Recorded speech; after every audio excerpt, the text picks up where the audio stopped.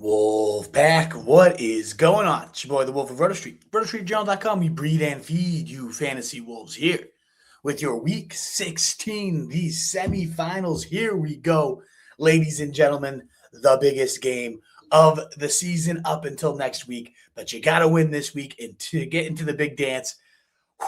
It is that time of the year. Hopefully, if you played yesterday, everybody – the AJ Brown had a pretty good day. There wasn't anything, and we're not going to go into all the takeaways because last week we got through super chats and that was it. There was like 60 something super chats, which is so generous. So we're not even going to dive into Thursday night, Saturday takeaways, any of that good stuff. All I am hoping for you is that you are not facing Puka. Even better if you have Puka on your team. And other than that, we're entering with a pretty clean slate. There wasn't anybody that was totally like you couldn't be facing him, you had to have him type of thing, other than so far, of course, Puka Nacua going completely bananas. So I'm going to dive into some quick news, and it is on to all of your questions the rest of the show, Wolfpack. But if you enjoy what you're hearing at any point, please hit that thumbs up button on YouTube, the heart button on Twitter, those likes, those shares, those retweets. We hit like 6,000 live viewers last week, which was absolutely insane. I don't think we'll get a record like that because it typically drops off this time of year, but hey, you never know. So please do settle on in, get those questions, filling up the mailbag. I'll hit news for 5 minutes, and then the rest of the time is going to be dedicated to your mailbag. And of course, if you would like to cut the line and support your boy, the super chat is the way to do that. It is so greatly appreciated and goes such a long way. Thank you again so much for being here, guys, and best of luck in those semifinals. Let's dive into a couple quick notes. For quarterback news, Tua, we know at this point, has been benched. Quinn Ewers will be starting. For the most part, I do not want to trust any Dolphins. Ideally, he's better. You don't make this move as a team unless you think he could be better and ignite that offense. But as a prospect, Quinn Ewers was awful. It was one of those things where like A.D. Mitchell and Xavier Worthy and all these prospects who actually are not panning out well, so maybe we were wrong. But ultimately, a lot of people were saying these guys all were held back by Quinn Ewers because of how bad he was at Texas. We'll find out today. It's certainly a very quarterback-friendly scheme, and that's just kind of dink and dunk, let your receivers do the damage. But either way, we shall see. I don't want to trust Darren Waller, Jalen Waddle.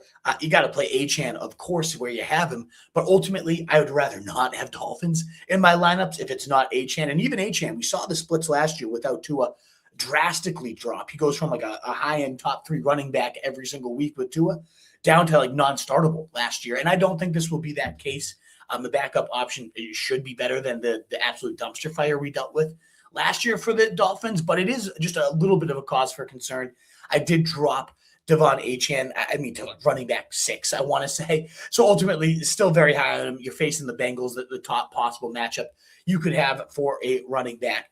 But just a tiny tad concerned with him. And again, trying not to play any Waddle or Darren Waller. Let us know if you have either of those guys in your lineup, though.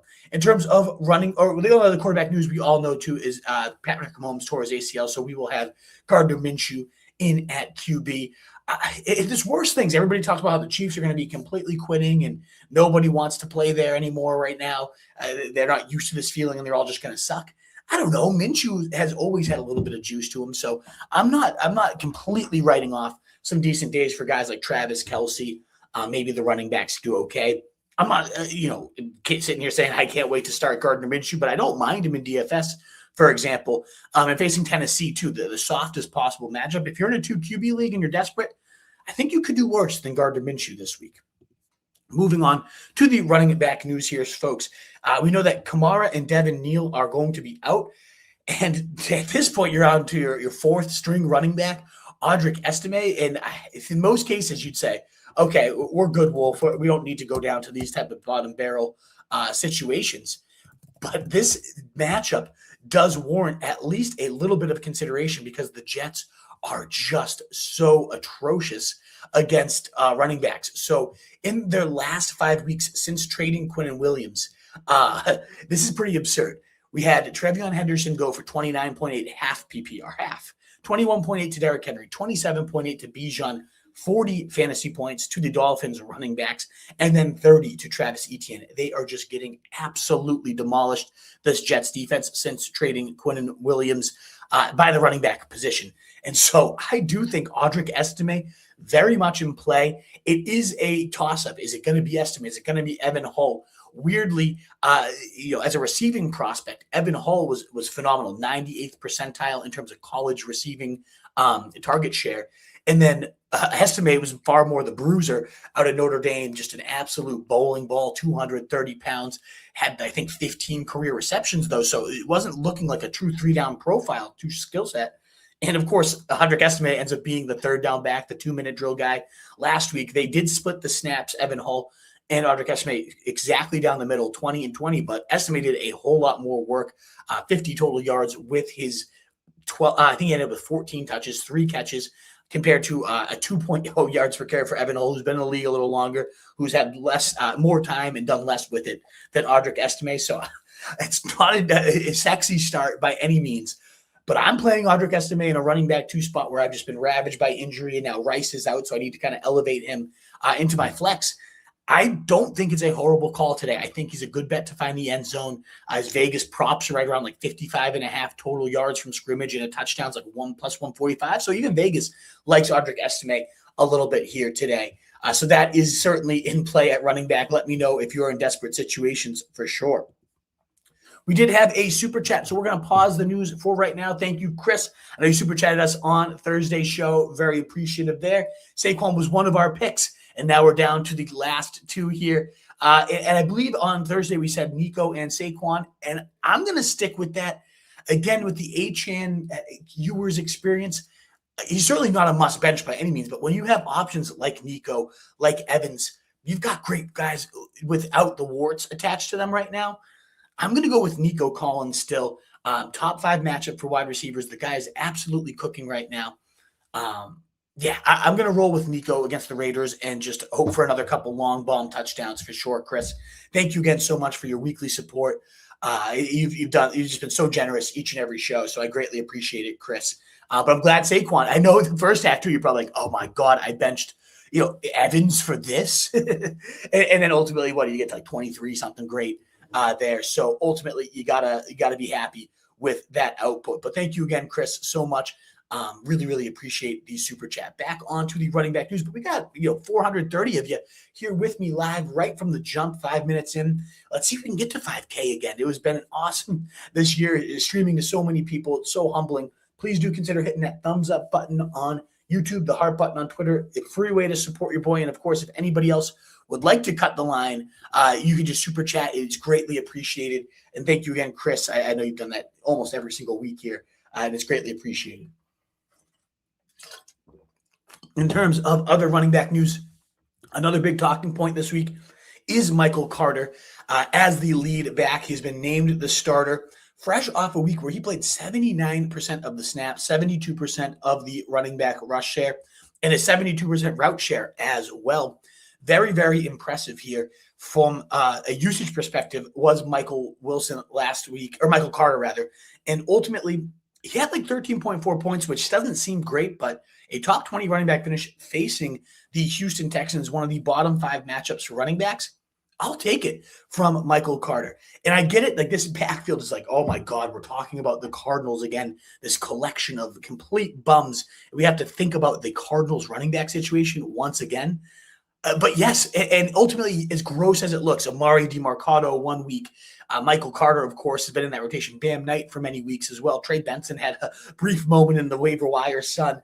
It looks hideous. But in 11 weeks since James Conner went down, 8 weeks of those 11, we've had a top 20 running back come out of the Cardinals backfield. So as gross as it looks, it is a well-schemed run game. They heavily rely on their backfield. And it just, who's it going to be? Who's the one getting the work? And it seems pretty clear it's going to be Carter. As soon as I say that, I know Amari DeMarcado will end up leading this backfield. He's certainly more efficient with his work throughout his career. Amari DeMarcado averaging 6.57 yards per carry throughout his career. Carter's looked pretty awful with the work, but again, work is work. 18 touches last week, 94 yards from scrimmage, running back 19 finish, and a solid enough matchup against the Falcons. They've been pretty stiff lately, but again, 14 points, 14th in terms of points allowed to the backfield.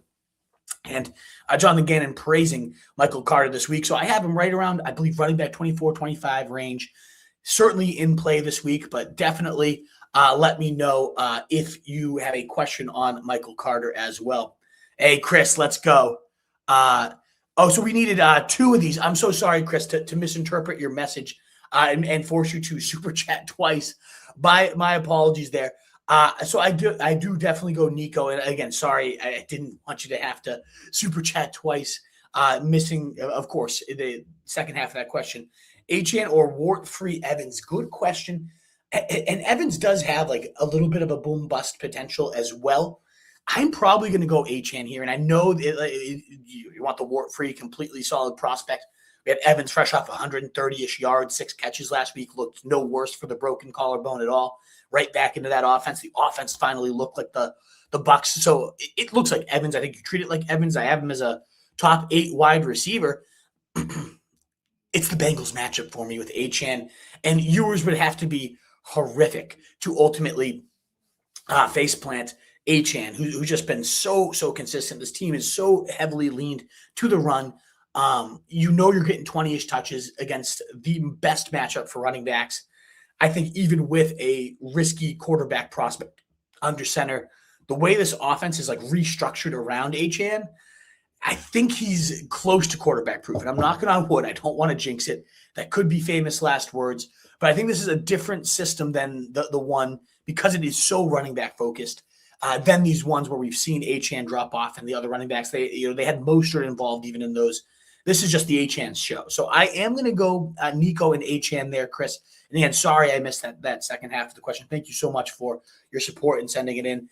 It's so hard benching Evans. That's terrifying, Chris. You must have absolutely stacked wide receivers if you're considering benching Evans. Hopefully you had Puka as your wide receiver one there, Chris, and you're just coasting right now, headed towards the fantasy championship. But thank you again so much for your support today and throughout the year. Chrono, what's going on? The Bears. I'm so happy. The bar was electric. You must have had a blast yesterday. What a overtime win.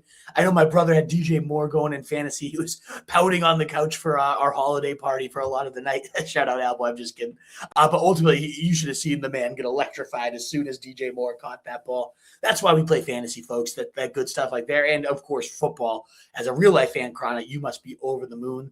Ben Johnson is just an absolute legend. Caleb making just such a clutch throw. I know I haven't been the biggest Caleb guy, and I still have my questions and reservations, but with Ben Johnson, he absolutely can work out.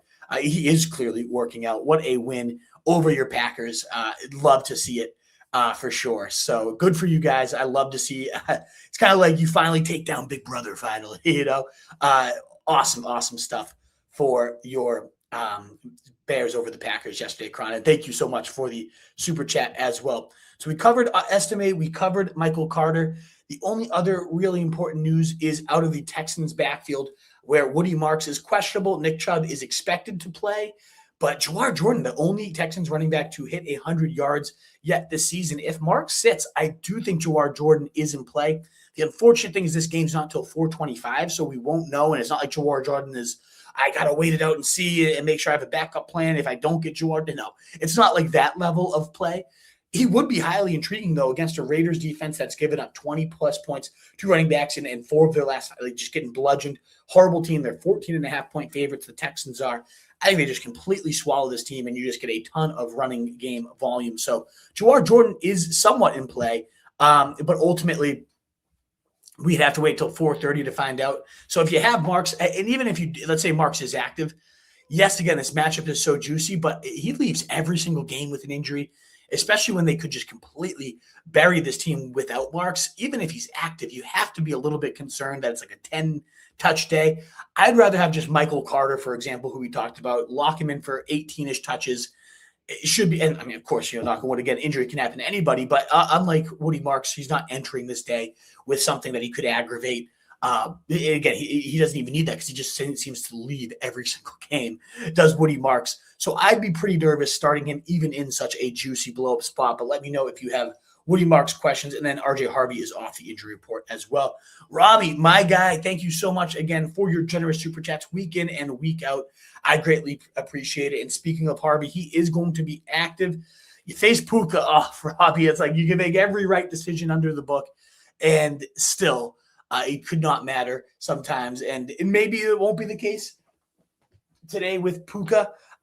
Maybe you can overcome, but you certainly need upside here for this one. And you want to get this one right. And so to me, if you're swinging for the fences, and I do have Harvey higher here, but we're trying to get, a 25, 30-point blow up. I don't know if that is in Harvey's range of possibility because the Jags giving up the second fewest points to running backs. Only one running back has topped 90 yards from scrimmage against them this year, and that was Christian McCaffrey.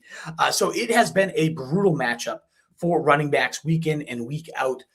I do still like Harvey. I still have him as a fringe top 20 guy. He's inside my top 20, yes. But this is a sketchy matchup. And so when you're looking for upside, Quinn Williams is playing for the Cowboys. That does unfortunately cap the ceiling a little bit, Robbie. But still, ultimately, this could be a back and forth battle. That pass defense is so bad. You're just hoping for like a 2 to 3 touchdown day to really neutralize somewhat what Puka did. And I think you have a much better shot at that with Hampton. As good as Harvey has been as this fill-in starter here and still involves as a pass catcher, looking really solid. I do have him higher in the rankings, but I think in your situation, Robbie, where you've just gotten bludgeoned by Puka, I think like you see what Harvey did last week against Green Bay, like 11 points. Instead of those 22, 21, and then 11, I'm kind of leaning like we get closer to that 11 than 22. And so you need multiple touchdowns to get to against the Jags. They haven't done that to a single running back yet this year. I'm going to go with Hampton. You need the blow up. And again, for everybody else listening to this, if you have Harvey versus Hampton, I typically do prefer Harvey in that situation. But with the added context Robbie's giving here, they face Puka. He's down big. You need some upside. I would probably go Harvey. Hampton rather, Robbie. Unless you are somehow, your team is that much better than his that it's still like a 50-50 split, even 60-40, like go Harvey in that case. But if you're down bad, you're already only like a 25, 30% chance or worse, then yeah, you go for the upside. And to me, that is going to be Hampton. Any given week, you could just take that backfield over. And against the Cowboys, he has 2 touchdown upside, whether or not he does take it over. So I am a fan there of him. Thank you again so much, Robbie, for all your generous support throughout this year. You've been just an absolute legend. Got to water down a lot today. Long night, holiday party at the house. It was an absolute blast, but we'll be drinking a lot of water during the show. Mugwara, Burrow versus Brissett, and then pick 2, Wilson, Carter, Egbuka, or Estime. So Burrow's such a tricky one today. It does seem like Tee Higgins is going to play Mugwara, and that's huge. The efficiency of this whole offense, especially for Joe Burrow, spikes so much more with Tee Higgins in the lineup. So it is huge to get Tee Higgins back. Brissett has been just so safe and rock solid, quite literally a top 12 quarterback every single week this season, 20 or more fantasy points in nearly every single start, all but one. So if I am in a 50-50 battle, if it's a close enough contest, I just want safe floor. You got Brissett in a good match against Atlanta. I'm probably just going to roll with it. I know Burrow has, solid higher ceiling for sure. But the way he's been talking, it sounds like he's quit on his team, quit on the year. Maybe not. Maybe he comes and starts to sling it and proves everyone wrong. It's a good match against Miami. This defense has been getting just destroyed by pretty much every single quarterback they faced this year. So it is very much in the possibility that Burrow has a huge game. I am deciding between Burrow and Lamar Jackson myself, and it's not an easy choice by any means. Given if T had sat, it would have been an easy choice. I would have just gone with Lamar and not thought twice. But ultimately, this is a tricky call. I think in most situations, I'm going to play it safe and go Brissett. Unless, again, you're similar to Robbie, you face Puka, you're down to like a 20%, you need your upside, you need your Hail Mary. Burrow does give you the better shot, like a 30-point day than Brissett. You're going to get your 20 with Brissett. No more, no less. He gets to 20, and it's like, all right, I'm done for the day. You're going to get it, though. Most likely, again, knock on wood. He's been just, again, so safe, so rock solid in a good matchup here against Atlanta. I'm going to go with Brissett there. And on that note, too, I'll stack up Brissett with Wilson for your answer here. My favorite option. I know MHJ is back. That's going to be a note that we talk about with wide receivers when we move to that position. And yes, when MHJ played, he had more first read targets before he left the game again with an injury. I think he had 7 targets to 3 for Wilson. But you got to imagine they're saying they might ease in MHJ. Wilson has just been such a dominant force, 16, 14, and 18 targets in his 3 games without MHJ. How could you possibly go back to Marvin Harrison just forcing the ball to this guy that clearly is not at the level of Michael Wilson right now. Can't believe those words are coming out of my mouth. But yeah, I go with Michael Wilson. And I think they go with Carter here. If you really want to spread your bets, if you're starting Brissett, though, you're hoping this offense lights it up. You're hoping it goes crazy. So I don't mind stacking Brissett with both Carter and Wilson. If you did want to spread your bets a little bit, I estimate is certainly in play. If you heard the stats at the beginning, Mugawara, nearly 30 points in 5 straight games since trading Quinn and Williams have the Jets given up to lead running backs. So I think estimate is certainly in play. I would probably rank these options: Wilson, Carter, Estime, Egbuka. And if you feel like you want to spread your bets a little bit, I get the sentiment. You could pivot from Carter to Estime and just hope Brissett lights up the passing game there. But I like just kind of loading up the Cardinals, and just they run so many plays and it's pretty concentrated. So you'll get some good weapons there. Derek back. What's going on, Derek? Judkins, Estime, or Carter, and Coker or Godwin. It's so tough because I feel like I have I always have Judkins high because I love the talent. I think he's an absolute baller. And then he just kind of underwhelms week in and week out. You got a great matchup against Buffalo here today. But yeah, you're looking at what the guy's done.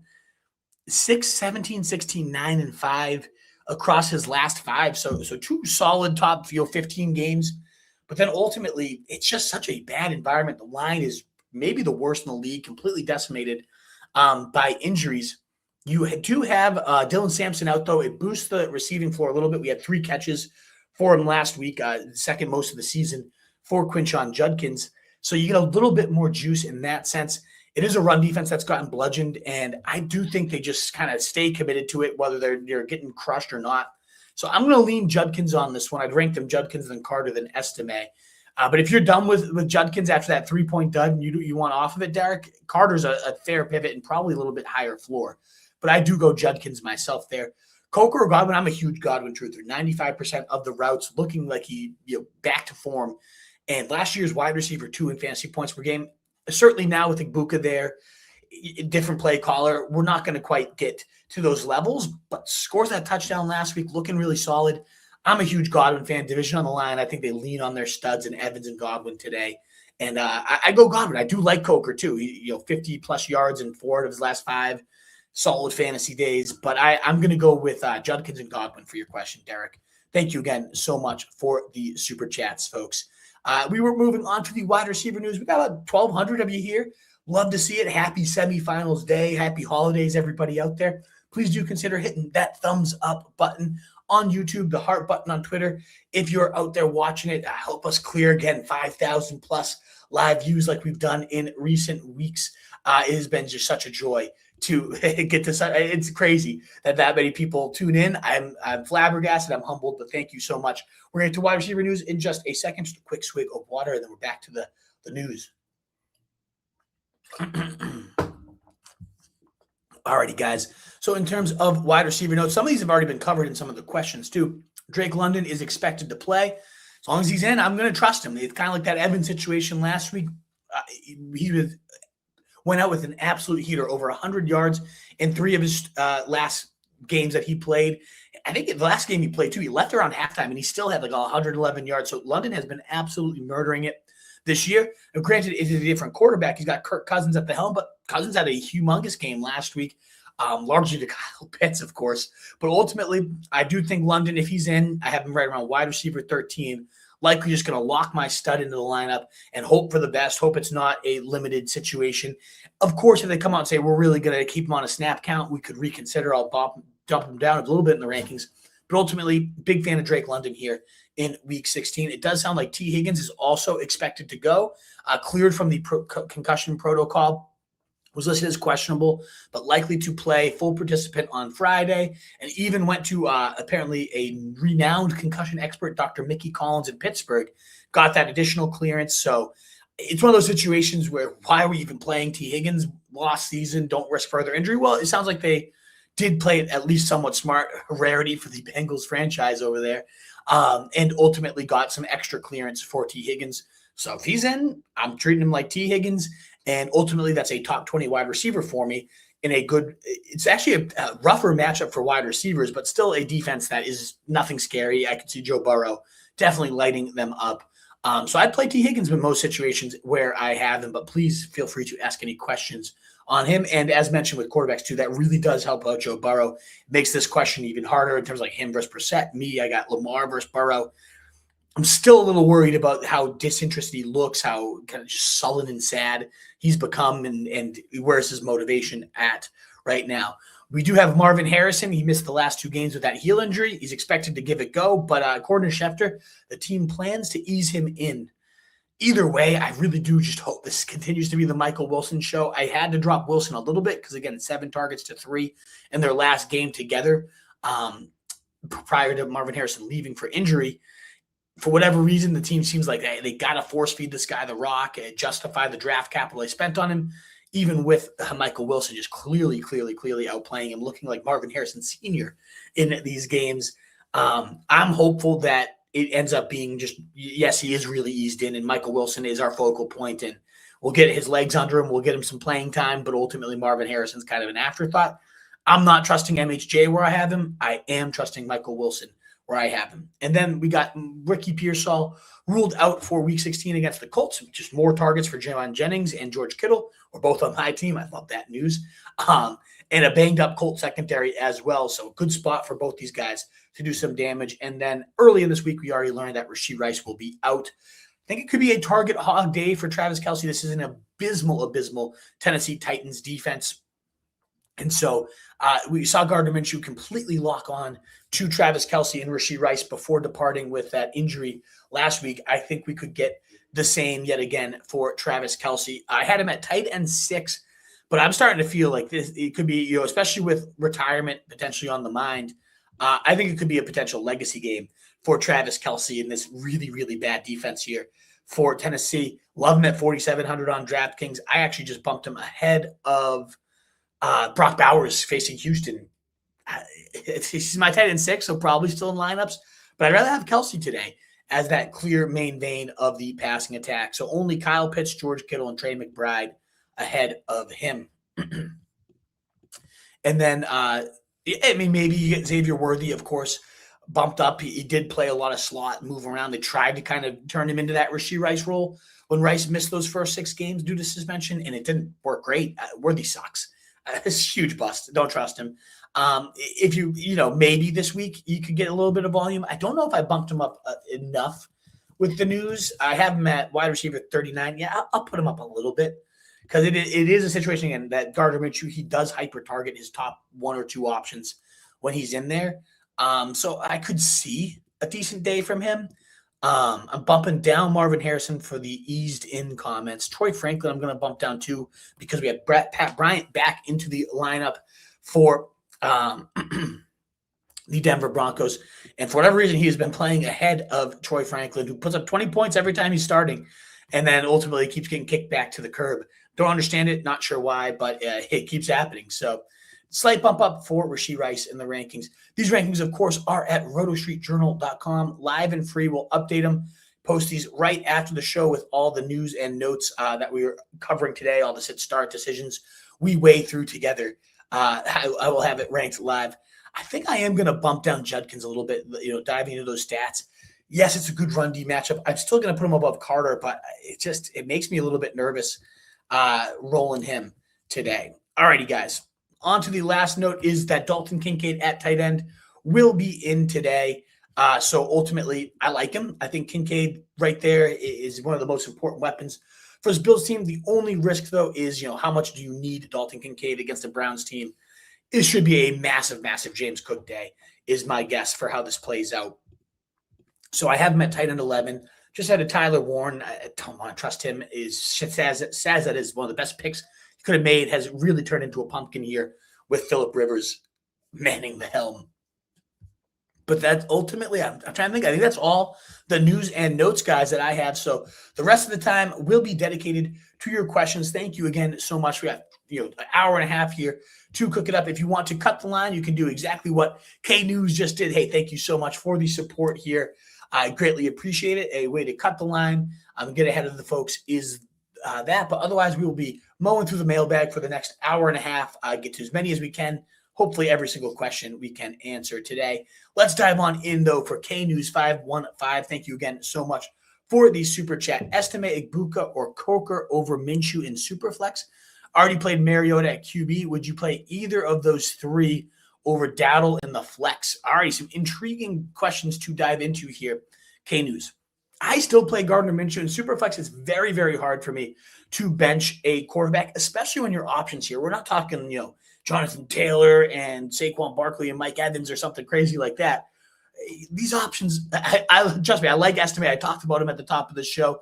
Love the matchup here for Audric Estime. I do think there's a lot of juice here in this week, given that Jets matchup. 29.8 to Trevion Henderson, 21.8 to Derrick Henry, 27.8 to Bijan, 40 to the Dolphins running backs.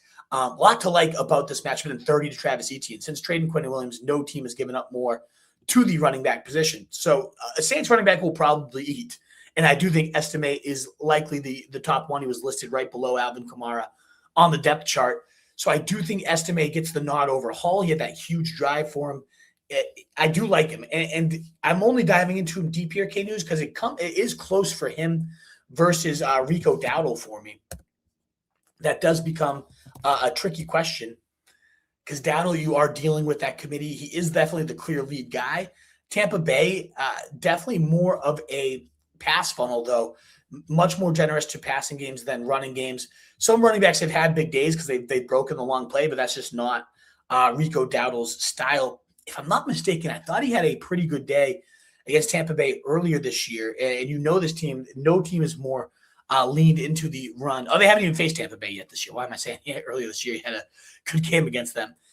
It has been a while since we've seen a really big game from Rico Dowdle as well. He had 26 in week 9, but 12, 10, 7, 8, and 11 across these last few. I think you really could give some consideration to Estime. If you're down big, I think Estime has a higher ceiling than Rico Dowdle. I have Dowdle higher. I probably would go Dowdle in most cases. You're going to get your 10 to 12, and you got to just be okay with that. I had Monungai last night, got me 10. I'm good with that. That's what you're looking for with your running back to your flex. Great. Dowdle's certainly safer than Estime, but I'd be lying if I didn't say Estime gives me a little tingle, gives me that feeling in the gut because that Jets matchup feels so juicy, and I am also starting Estime, so maybe that's why that little tingle is coming through here. I would definitely play Minshew because you got that. Maybe next week this is a tougher question because he's facing the Broncos. It's like, okay, really? Yeah, I don't want to play Minshew there. But when you're facing Tennessee, who is just getting absolutely destroyed against quarterbacks, passing games, they're so bad over these last few weeks. No pass rush. It's been bad. So these are the last 3 games: 26 to Purdy, 34 to Shedeur Sanders, and 22 to Trevor Lawrence. 28 to Justin Herbert, 23 to Daniel Jones, 23 to Drake May, with a couple 16 to Davis Mills mixed in there too. This is a very, very bad pass defense. So I think they have exactly 2 of their starting from the start of the year secondary members, not just corners, like entire safeties on the active roster now. So they're decimated by injury, bad play. I'm going to go with Minshew there, K-News, for your super flex. And then for the flex, I do stick with Dowdle again, unless you're a heavy underdog. I think Estime, who I like more than Igbokwe and Coker, does have a little juice to him. But I do think Dowdle is probably who I'd go in most situations for you. K-News. Thank you so much for the super chat. And anybody else out there, cut the line with super chat. You support your boy, greatly appreciate it. We set that record last week with 60 of them. I can't believe it. The entirely full super chat show last week. You guys were absolute legends. It was incredible. But a free way to support me is that thumbs up button on YouTube, the heart button on Twitter. Helps us get out to more people and continue to grow the show. All in May with May versus Brissett. All righty, get some quick water here. I'm going to go with Drake May there. Shootout style potential tonight against the Ravens. And maybe it ends up being a cold defensive battle. I just think Lamar versus May, really huge game for the Ravens and a big statement game for these Patriots as well. I'm going to lean into Drake May with that one. A little bit safer with Brissett. Yes, of course, in terms of you're going to get your 20, you're going to get your top 12 day. It's probably going to be around quarterback 9 to 12, but you're going to get there. Whereas Drake May has much more runs in for 2, throws for 2. lights the world on fire. It gets me to my fantasy championship. Plus, you have that Sunday night hope factor. I'm going to lean into Drake May. A little bit more ceiling for me there. Giuseppe Russo. Pick 2, Mike Evans, DK Metcalf, or Drake London. Great receiver options here. This might be a situation. I'm definitely locking in Evans here. Metcalf versus London. Most weeks, it's certainly London when he's healthy. And even coming off this injury, I most often would say, yeah, just roll London over DK. But he gets the Lions shootout-style game on the turf. DK has also, as of late, really been cooking. We've seen Rodgers just looking so much better these last few weeks, willing to stand in the pocket, willing to deliver the deep ball. So George Pickens really has taken a significant step forward here. Where do I have DK? I have DK Metcalf. I got to bump him up the rankings here. But in terms of his last 2 games, 22 and 15 in full PPR. But then it is like, again, Drake London. Like, we're talking about a guy, Giuseppe, and we alluded to it earlier in the news, 39, 24, and 19 in the 2 games before going down. Wide receiver 1-1, and those 19 points were in the first half of the game. So it looked like he was like right back into going to be number 1. Different quarterback, though, has that injury. He is facing Arizona, though. I mean, Arizona is just the ultimate, just rack up the yards and catches type of team. I'm going to go with Drake London. I'm going to go Mike Evans. I'm going to go Drake London. I do like DK Metcalf, but to me, there's a little bit more bust risk in my mind with him in case that's such a tough one. You're talking about, get 3 of my top 14 wide receivers. I am bumping DK above Pickens, which does bring him, it goes Drake London and then DK Metcalf. So couldn't be closer, Giuseppe, but yeah, I'm going to go Mike Evans and Drake London for that one. And then we got Estime, Vidal, or Algier. I'm going Estime for all those stats. Again, crushes the defense. The Jets defense is so bad. I think Estime starts the game, gets the hot hand, and keeps it all day, and has himself a pretty awesome day. Let's effing go. Yes, let's go, Giuseppe. Get this dub. Thanks, Wolf.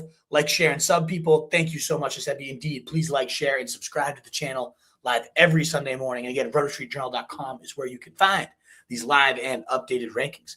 Scott Tobias, start Knicks versus Jags or Dak versus Chargers. Who would you not start? The next question. So starting with the quarterback, I'd go Dak. It is hot or cold, but very, very good against running backs. Yet top 10 for quarterbacks. So it is a good spot for Bo Nix. I do think I have him a little too low. I do prefer him to CJ Stroud. So I'm going to bump him to quarterback 12. But I still roll with Dak here. Chargers is a very tough matchup. I mean, I don't know. This is a very tough one. Given Dak, that 12-point dud. But before that, we had 24, 28, 21, and 20. I feel like that's a little bit safer, despite, again, that dud against Minnesota last week. We've had significantly more up and down volatility to Bo Nix here this year. So I would go with Dak there. And then who did not start between Dowdle, Irving, Henderson, and Judkins? I'm definitely playing Henderson. I'm definitely playing Irving. So it comes down to Dowdle versus Judkins for me. And I probably would be benching Dowdle there. And then we got Mobbin, PPR, Gainwell, or Judkins. So normally I would just kind of brush, oh yeah, Judkins, no doubt. But in that PPR format, I was kind of shocked to learn that Gainwell has been a top 12 running back in 4 of the last 5 games. Pretty wild stuff here for Kenny Gainwell. And so with, that PPR, my rankings are half PPR, but with full PPR in mind, Gainwell gets a significant bump. Now, there are some other stats I heard. Yeah, running back 5'9", running back 43, unfortunately, 12, then 9. So, yep, 4 out of the last 5 have been top 12. 29, 18, 6, 16, and 19 points across those spans. Very solid stuff. Rodgers came out and said, we want to get this guy paid. I love having him as a teammate. So, ultimately, I do like Gainwell a lot in the PPR setting. Detroit has been very, very good at limiting receiving backs, though, this year. A bottom 3 matchup for running backs versus a solid spot for Judkins. I'm still going to go Gainwell, though. Shootout-style game, maybe a trailing script where they need to throw. I really do like Gainwell in that potential. So I'm going to go Gainwell in full PPR. I feel like I got to just keep bumping Judkins down. Like, I don't want him above a lot of these guys we're talking about. All righty. Yeah, I'm bumping him down as we speak. All righty. 10 PPR. No tight end, 2 flex. Dobbs dropped 20 on bench. You weren't going to play Dobbs, though. Let's be real. Snap got the juice. I would never have even thought, but you got Stafford and JSN torching you. So you do need some upside. Jacobs laid egg. So, so he had Jacobs. Good. I was going to say, damn, you're in really bad shape. You have Gibbs. So there you go. Question is Hall or Henry for my running back too. So since losing Milton Williams, this pass run D has really taken a hit. I know he's more of an interior rush guy anyways, but they've been getting bled out on the ground. So I'm going to go Henry. And then whoever goes to my – and then you say whoever you don't pick goes to my bench for 2 flex. I have Evans and Pickens, who I receive 1 and 2. A lot of upside there. Flex is Hall, Henry, whoever not running back 2, and Michael Wilson. I'd stick to Michael Wilson there. So I go Michael Wilson for the flex. I go Henry for your running back 2. Snap got the juice. Hall, Henry, Wilson, Pitts, pick 2 flex. Okay. Yeah, that I think you're typing your question a little bit more. The added context does help as well. It seems like you kind of evened out with Stafford and JSN. You knew JSN was going to get you 20. Stafford, that kind of hurt. And then that egg from Jacobs kind of balanced things out at least for you. I would go Henry at running back, and then it comes down to Wilson or Pitts for me. I think I go Wilson with MHJ potentially on a limited snap count today. And I'm not going to go Carter over any of those options, no. Corona, Lamar, Herbert, or Burrow, 6-pass guillotine. So in a 6-point pass, that does limit, not that Lamar's been running a lot anyways, but that does narrow that. Rushing touchdowns being worth 6 was huge for his type of game. So I do think Burrow has the better upside to throw for 403 and just go completely bananas. He also does have the risk that he quit on his team. It's not going to be Herbert. I know he's got the Cowboys matchup. Hasn't cleared 15 points in 6 straight weeks. Not Herbert for me. It comes down to Lamar or Burrow. And I don't know if I'm leaning too much into the scoring settings, but I think in this case, I do go Burrow with 6-point passing touchdowns. We did have a super chat from Baggers. Thank you so much for your support, Baggers10. Half PPR opponent had Hurts, JSN, DJ Moore, and Myers go. So Myers dudded, JSN, DJ Moore, Hurts all had solid days, and you had McLaurin, who was mediocre at best. Do I play Bo or T-Law at QB? I'm going to go Bo. I know T-Law had that 44-point day.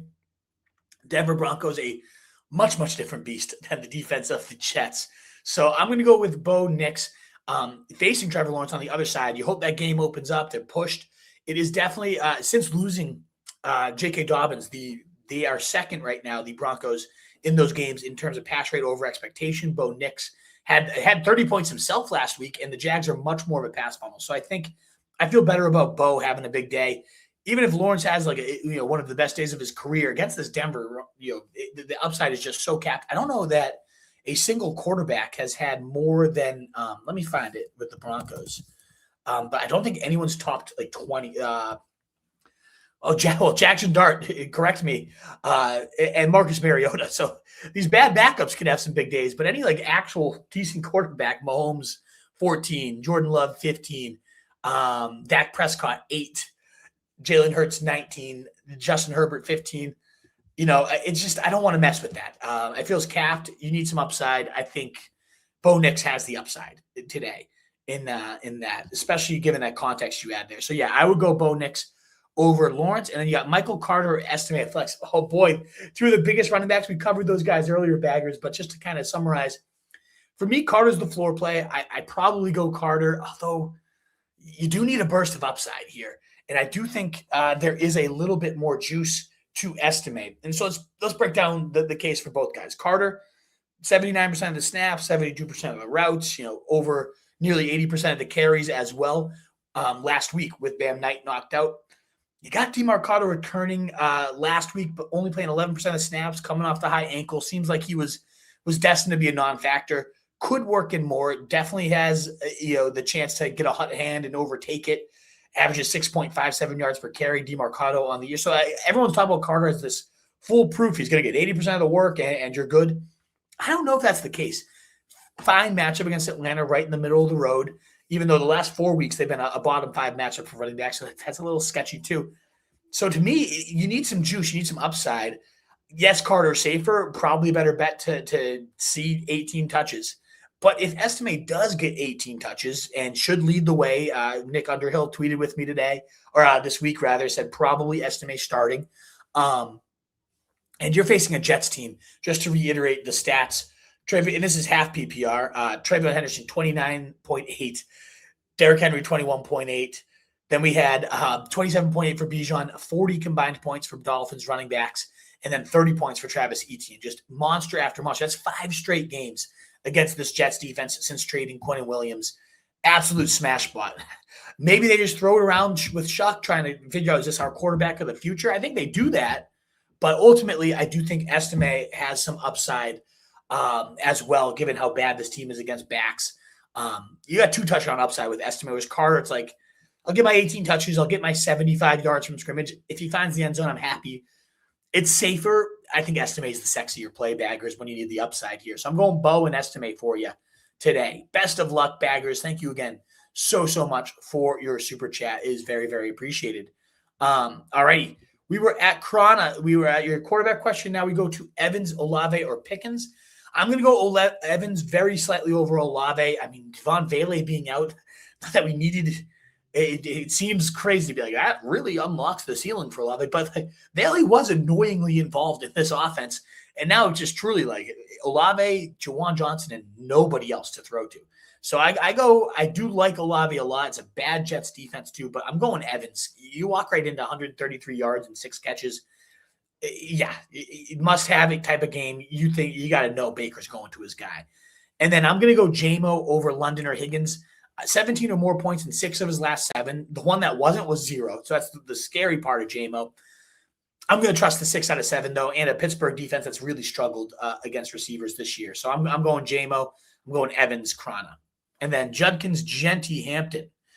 I would go Judkins in Hampton. I'm not trusting Genty. He's sucked anyways, but now you get a Houston defense. No, thank you. I'm bumping Hampton over Judkins officially in the rankings.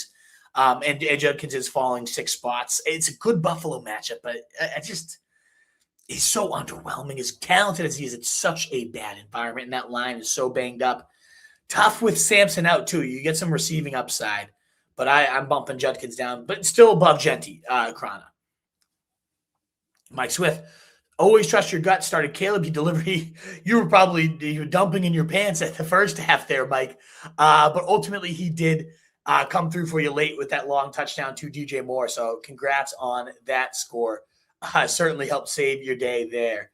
Sorry, I've lost my place real quick. We were at Mike. We're at Mark Schaffner. Michael Wilson or Pickens full PPR. I do think I go to Pickens in this one with MHJ back. Well, I do think they talk about him being limited, and it does. I think I'd certainly have Michael Wilson ahead of MHJ. 7 targets to just 3 for Michael Wilson. 7 to MHJ, their last game out when Marvin Harrison was on the field. Don't love that. It seems like they just want to force feed it, justify the draft capital. Pickens has been quite volatile, especially as of late. 2 disappearing acts. Tough matchup against the Chargers as well, though. Oh man, this is a tough one here. I had to peek at the ranking sheet. I like to kind of go off the gut and then confirm where I had it. I had Pickens 14, Wilson 15, and I do feel safer about Wilson. I think this limited, the fact that they don't expect him to be a full go, they're going to, quote, ease him back in, according to Schefter. For Marvin Harrison, that means that you're clearly crafting this game plan around Wilson still, I think. And he has just been so rock solid without Marvin Harrison. Again, 18, 15, 16, and 11 targets. Even got there against Houston last week. Top 9 receiver in 3 of those 4 weeks. If you're talking full PPR, which you are, he's wide receiver 1, 9, 1, and 17. I'm going to go with Wilson. Just I feel safer. You can trust that. Yes, Marvin Harrison's back, but I think you're still getting 11 targets plus for him.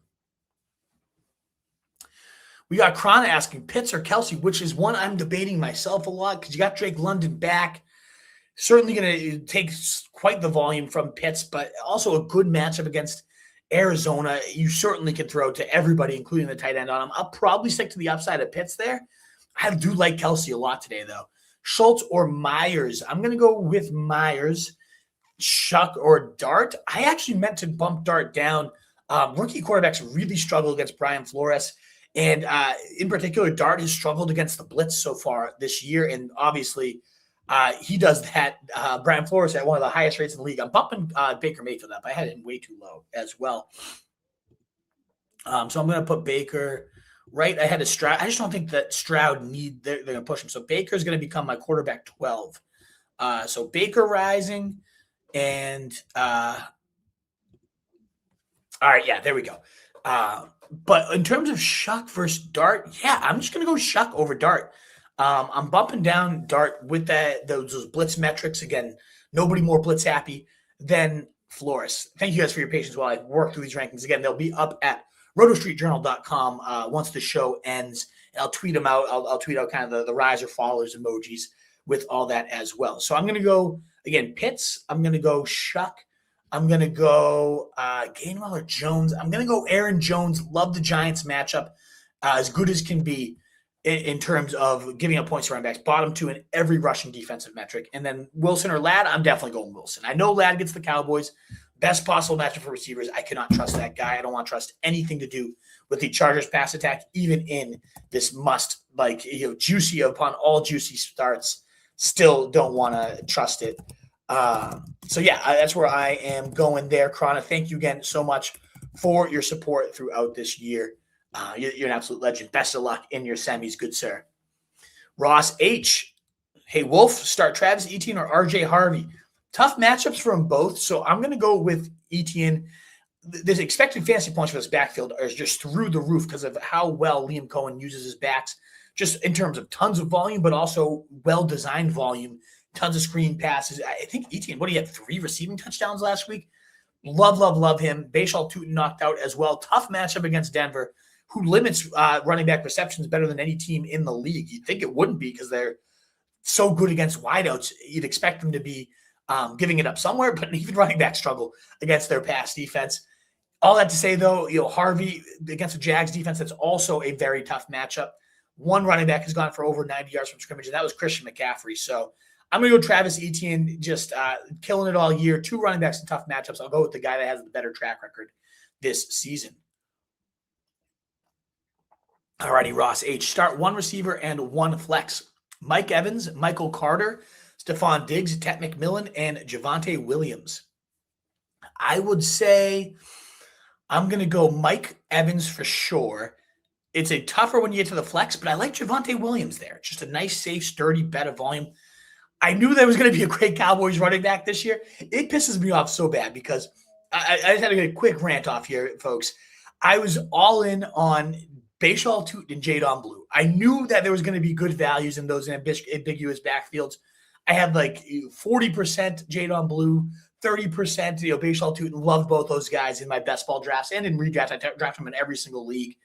And of course, it was the exact opposite. The old veterans just end up smashing beyond belief. If I had flipped those and gotten those 2 right, I'd be having one of the best ball seasons of my life. I still had an okay year, but man, those 2 were absolute hammer picks. But yeah, all that to say, thank you for listening to my rant, my therapy session, folks. I appreciate you.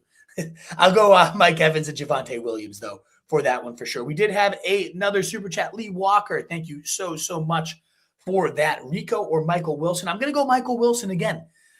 Maybe I'm leaning too much into this, quote, eased in nugget on Marvin Harrison because it is worrisome. 7 targets to 3 targets when he was active last, Marvin Harrison, compared to Wilson. But again, wide receiver 1, 9, and 17 without Harrison in the lineup, and that 17 came against the Texans. I believe it might have been the most, if not the second most points they've given up to a wide receiver all year. That's how good the Texas defense is. And now you got a great spot against Atlanta, just bleeding points to everybody, including wide receivers. So I like Wilson.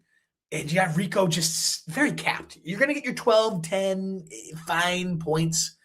But Wilson really does have that true eruption upside. Yes, MHJ could come right in and limit that. It happened last time. But Schefter saying they're going to ease Harrison in gives me a little bit more hope. Plus, what if he aggravates the heel. He didn't sound, he's like, yeah, it's good enough to go. Okay. Already seems to be like making excuses for why he didn't have a great day is how I kind of heard that one. So I'm going to go Michael Wilson there. Thank you so much, Lee. And 9 of you for super chatting so far today. So generous, so kind of you. I really, really appreciate your generosity during this holiday season. It goes such a long way. So if you want to cut the line, you want to support your boy, please do consider a super chat. It looks like we have almost 5,000 here, and we haven't even hit the first hour mark. You guys are incredible. Thank you again so much for all your support. We could be setting a record number of live viewers with us today, folks. Hitting officially now 5,000 live viewers at the 55-minute mark. That is incredible. Thank you again so much for spending your Sunday morning here with me in your semifinals. Best of luck. Let's keep mowing through that mailbag. But again, if you'd like to cut the line, super chat really does help me out so much. It's so greatly appreciated. But a free way to help your guy out with 5,000 a year is that thumbs up on YouTube, the heart button on Twitter, those likes, those shares, those retweets, all that good stuff. And of course, subscriptions both on, if you want to sub to the YouTube channel or follow me on Twitter. Really, really appreciate it. And one last plug, of course, not the last plug, I'm sure I'll do it again, but check out rotostreetjournal.com. Tons of great content. I broke down Audric Estime, Michael Carter, all our writers, sleepers, stashes for the final week, defensive streamers, everything you need. And the rankings that I'm talking about are live and free. They'll be updated after the show with all the news and notes. So I'll tweet it out when it's ready. It's pretty quickly right after the show. So bookmark rotostreetjournal.com, the Week 16 rankings. Would love to have you guys check those out as well. But again, thank you again so much. 5,100 of you here, and we aren't even an hour in. What are we going to hit today? I can't believe it. You guys are the absolute best. Thank you again. All righty, back to the mailbag here. We were at Ross H.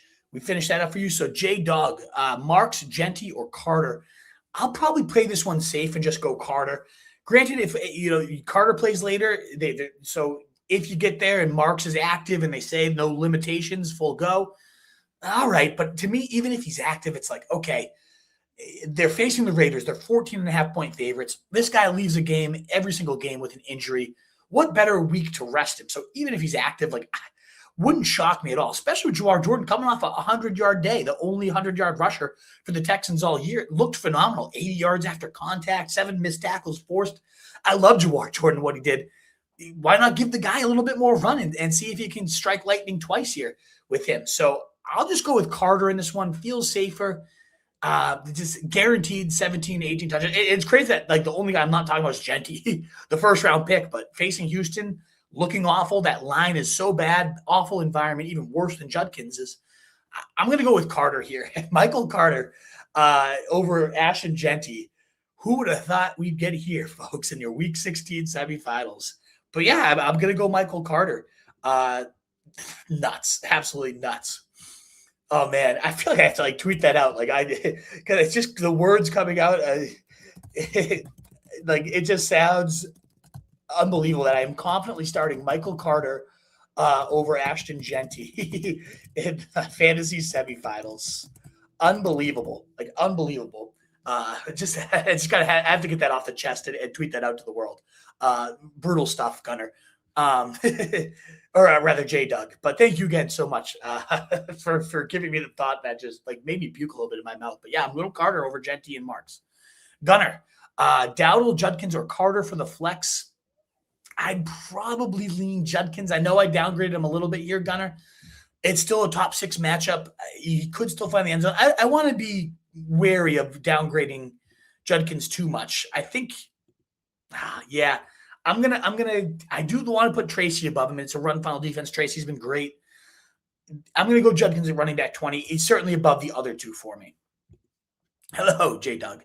All right, Jays, Mike Wilson or Brees? I'm going to go Mike Wilson. A good matchup-ish for Brees, but the New Orleans Saints defense has been sneaky solid these last few weeks. I don't believe they've given up 20 or more total points to teams for 5 straight weeks. So, yeah, I'm going to go Michael Wilson. I might be overvaluing, again, the Adam Schefter. They're going to ease MHJ in because that is important. MHJ has vacuum targets when he's in there. But I'm going to lean Michael Wilson over Brees. Andrew Brown, Warren or Gainwell? I am going to lean Gainwell on that one. Seems to get the more valuable work in terms of the receiving work, also involved in the red zone, a top 12 running back in 4 out of his last 5 games in full PPR. Crazy to me that that's Gainwell, but I do trust Gainwell more than I trust Warren. Let's go Trevion Henderson there. If that's part of this question, Ross, then I would go Mike Evans and Trevion. If not, I'd go Javonte still, but I do love Trevion Henderson. And salute to you here. Chris, thank you again so much for the super chat and support. May or Dak for Tunes? I'm definitely going with May on that one. I think that game environment tonight should be a fun one. It could be a cold defensive battle. It has that type of potential as well, but it also has the potential to erupt. And Lamar looks like Lamar, and then Drake has to go back and forth. I'm going to go Drake May. Dak facing this Chargers team, no joke of a secondary. Fewest points allowed to wide receivers on the year. So I'm going to go Drake May. Benjamin Bowitz. Love the content. Thank you very much for your kind words, Benjamin. Torn on 3 half PPR decisions. Genty or Aaron Jones? Definitely Aaron Jones. Giants matchup instead of a Houston matchup. That one's easy for me. DK Metcalf or Emeka Egbuka, I'm guessing who EE is. I'm going to go with DK Metcalf again for that one. Detroit, top 3 matchup for wide receivers. Rodgers has been cooking 15 and 22 in his last 2 for DK. He's been cooking as long as Rodgers has been cooking. And then Hunter Henry or Kincaid. I would go probably Kincaid. They might not need him today, but he has been that main receiving vein when he is in. So I'm going to go Aaron Jones. I'm going to go DK. And then it is a tough tight end question, but I'm going to go Kincaid on that one. The Naganist, thank you so much. Thanks for all the help this year. You're the man. Thank you for being here all year, the Naganist. I recognize that name for sure. Anyways, need help with my flex? Let's get you to that championship, baby. Jefferson, Carter, Judkins, Harvey, Pollard, or Tracy. Also, tight end, sit Bowers for Waller or Fannin. I would keep Bowers in for those guys. It's a tough matchup, but honestly, the Bills are the toughest matchup for Fannin. So even though he's averaging, he had 45% target share last week, absolutely insane, but did nothing with it. I would stick with Bowers in that case. Waller, it could have been potentially that matchup, but now Quinn Ewers is the quarterback. Maybe an upgrade, maybe not. I'm not going to let my fantasy season be decided on it either way. And then we got Jefferson, Carter, Judkins, Harvey, Paul, Tracy. I mean, all these guys are right in the same tier. I think I like Tyron Tracy. It's him versus Harvey for me. So that's who I limited to. Crazy that Jefferson, obviously the highest ceiling is with Jefferson. He did have a 30% first read target share. Like all the peripherals look good. It's like, okay, maybe Jefferson's back. But then you would look at the points he put up with it, and it was nothing. 2 missed touchdowns. He dropped 1 and had 1 called back. So it does feel like a Jefferson eruption spot against the Giants. But even still, it's like so tough to trust right now. I think I'm leaning Harvey on this one, the Naganist. Him versus Tracy versus Jefferson's the 3 I kind of cut your decision down to. And I think I go Harvey. Very, very tough call, though, for sure. FZ Ware, thank you so much for the super chat. Cutting the line here. We are now up to 6,000 live too, folks. Thank you so much. Need upside. Wide receiver, tight end, and flex. Tee Higgins, Egbuka, Estime, Kelsey, Fannin, Waller. Whew. If you need upside, you got to get Tee Higgins in there. I mean, of all these guys who could have 30, Tee Higgins is really the only one that I love for that. I will say this, Audric Estime is certainly the lowest floor. One of the higher ceilings of this bunch, given, again, that Giants, the Jets matchup. I've said the stat a bunch here already, but half PPR is what you play, FZ Ware. I'll just reiterate it in case you weren't here for the start of the show. The Jets, since trading Quentin Williams, 29.8 to Trevion Henderson, 21.8 to Derrick Henry, 27.8 to Bijan Robinson, 40 combined points to the Miami Dolphins backs. I think AJ had like 17 in the first quarter of the game, and then he got hurt. And then Jalen Wright had 17, and even Ollie Gordon scored. And then we had 30 go to Travis Etienne last week as well, while BSL Tuden also had a touchdown too. So, I mean, this defense is just abysmal. They already were bad, but trading away Quentin Williams has completely left a hole there. So I do think Estime has a very, very high ceiling, as low as the floor might be for the guy. I'm going to go him for the flex, Tee Higgins for the receiver, and then Kelsey, the only weapon left here. We know Gardner Minshew loves to lock on to his number ones, loves those dink and dunks. Kelsey, these might be the final 3 games of his career. Why not make them legacy games? Could be absolutely a smash spot for Travis Kelce too. So when you're needing upside, I'm going to go Tee Higgins, Estime, and Travis Kelce, FC Ware. And I feel pretty good about those. I just think Fannin capped ceiling in a Browns offense, especially with the Bills, the worst matchup for tight ends. Egbuka only playing 60% of the routes now with Godwin and Evans both healthy. It's so talented, could erupt. Obviously, the first 5 games of the year was, a top 3 wide receiver in fantasy, but it's just been a long time since we've seen it. And so I'd rather have Tee Higgins and the upside there. I think Kelce again. I mean, Egbuka versus Estime is tricky for the flex, but I'm so high on Estime in that matchup. And maybe I'm crazy. I'm starting him, so I'll fully admit, FC Ware, my bias is probably seeping through my veins and pores right now. But I am starting him excitedly today. I really think he could have a huge game. He looked good. And Kellen Moore, he seemed to find something in terms of getting him as a receiver, letting that bowling ball, that boulder, get rolling down the field, 230 pounds with a head of steam. Estime. I'm going with it. I'm going Kelce, Higgins, and Estime here. Waller, I just don't want to trust with Quinn Ewers. So those are my 3. Egbuka versus Estime. If you're not feeling it, you don't feel the vibes with me here, FC Ware, fine. But lock in Kelce and Higgins, and then those 2, Egbuka versus Estime, is where I boil it down to for your final choice, and I would go Estime myself. I'll go Estime myself. Thank you, folks. Sounds like some bad stuff's going to be happening to me. Baggers 10. Happy PR. Thank you for the second super chat, good sir. Opponent had Hurts, Parkinson, Eagles D, need wide receiver, and flex from Michael Wilson, Higgins, Harvey, Estime, Sitton, MHJ. I would agree with Sitton, MHJ for sure. Kelce over Kincaid, definitely agree with that. Again, Minshew just locking onto his number ones, including tight ends in the past. Bowers had some huge games with him last year. And I'm talking about Travis Kelce to my tight end 3. I really, really am a big fan of him today. So yes, I like Kelce over Kincaid. In terms of the receiver and flex, I'm going to go Wilson. I worry that I might be putting too much stock in this Adam Schefter report saying they're going to ease in MHJ. But when you say ease in, that means, okay, you have a small set of plays for the guy. He's not the focal point. Last time MHJ and Wilson were on the field, MHJ had 7 targets to Wilson's 3. But to me, that sounds like you're easing him in, then your focal point is, again, Trey McBride and Michael Wilson. And those hyper-focused targets, 18, 15, 16, and 11, the 4 games without MHJ, wide receiver. So I'm going to go with Wilson for the receiver. I think I go Tee Higgins for the flex. Very tough call between all these guys. You just heard me rave baggers about Estime. I won't make that case again. Jets defense, did I tell you about him? Horrible without Quentin Williams. You didn't hear? 29.8, 21.8. I won't repeat it all, but Estime's in a great spot against the Jets. But I still, Harvey, 22 points, 21 points, and 11. And his last 3 is the starter without Dobbins. Has looked really, really good. Tough matchup versus the Jags. I think, again, with you saying,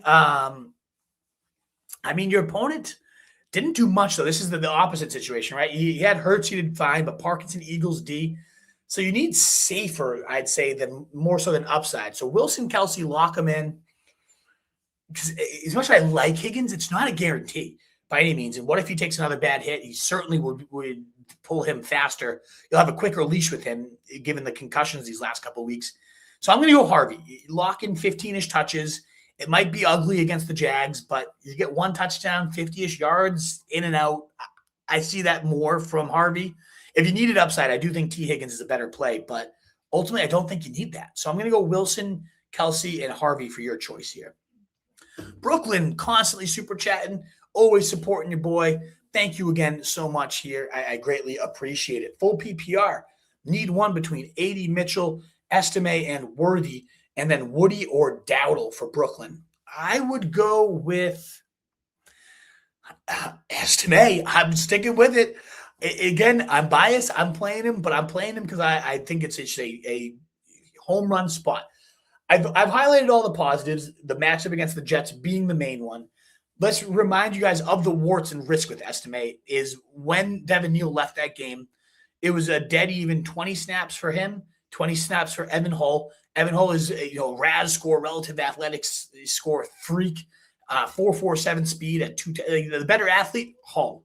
But so far, he's done absolutely nothing in since 2020, 23 he was drafted. Done nothing on any of his carries. He got bounced from the Colts.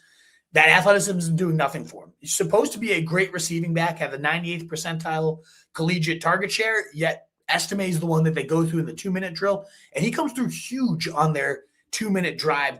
He has 30 yards of their 60 total yards on that drive with 2 receptions, bulldozing down the field. Just looked like a boulder rolling down there. 230 pounds with a head of steam. Love to see it. And he's had a handful of days in the NFL. Days. Didn't say they were good days, but he actually has started some games for the Broncos. He has a handful of touchdowns. He averages 4 yards per carry in his career.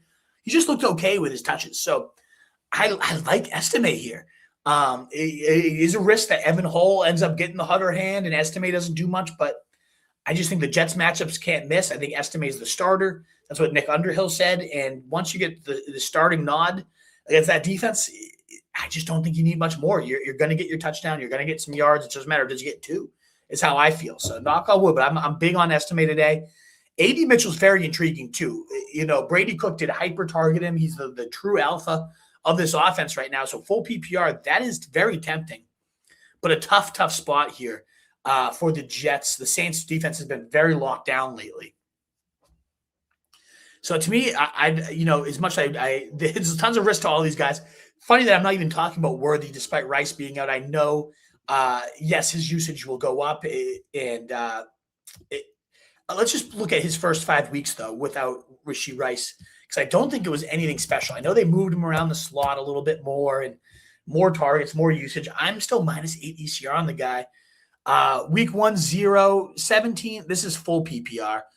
Yeah, that's your scoring. So 0, 17, 11, 11, and 8 in the games without Rashee Rice. Give me Estime and the touchdown upside. And then Woody or Dowdle. I don't want to trust Woody. I know this is I see a lot of questions about Woody Marks.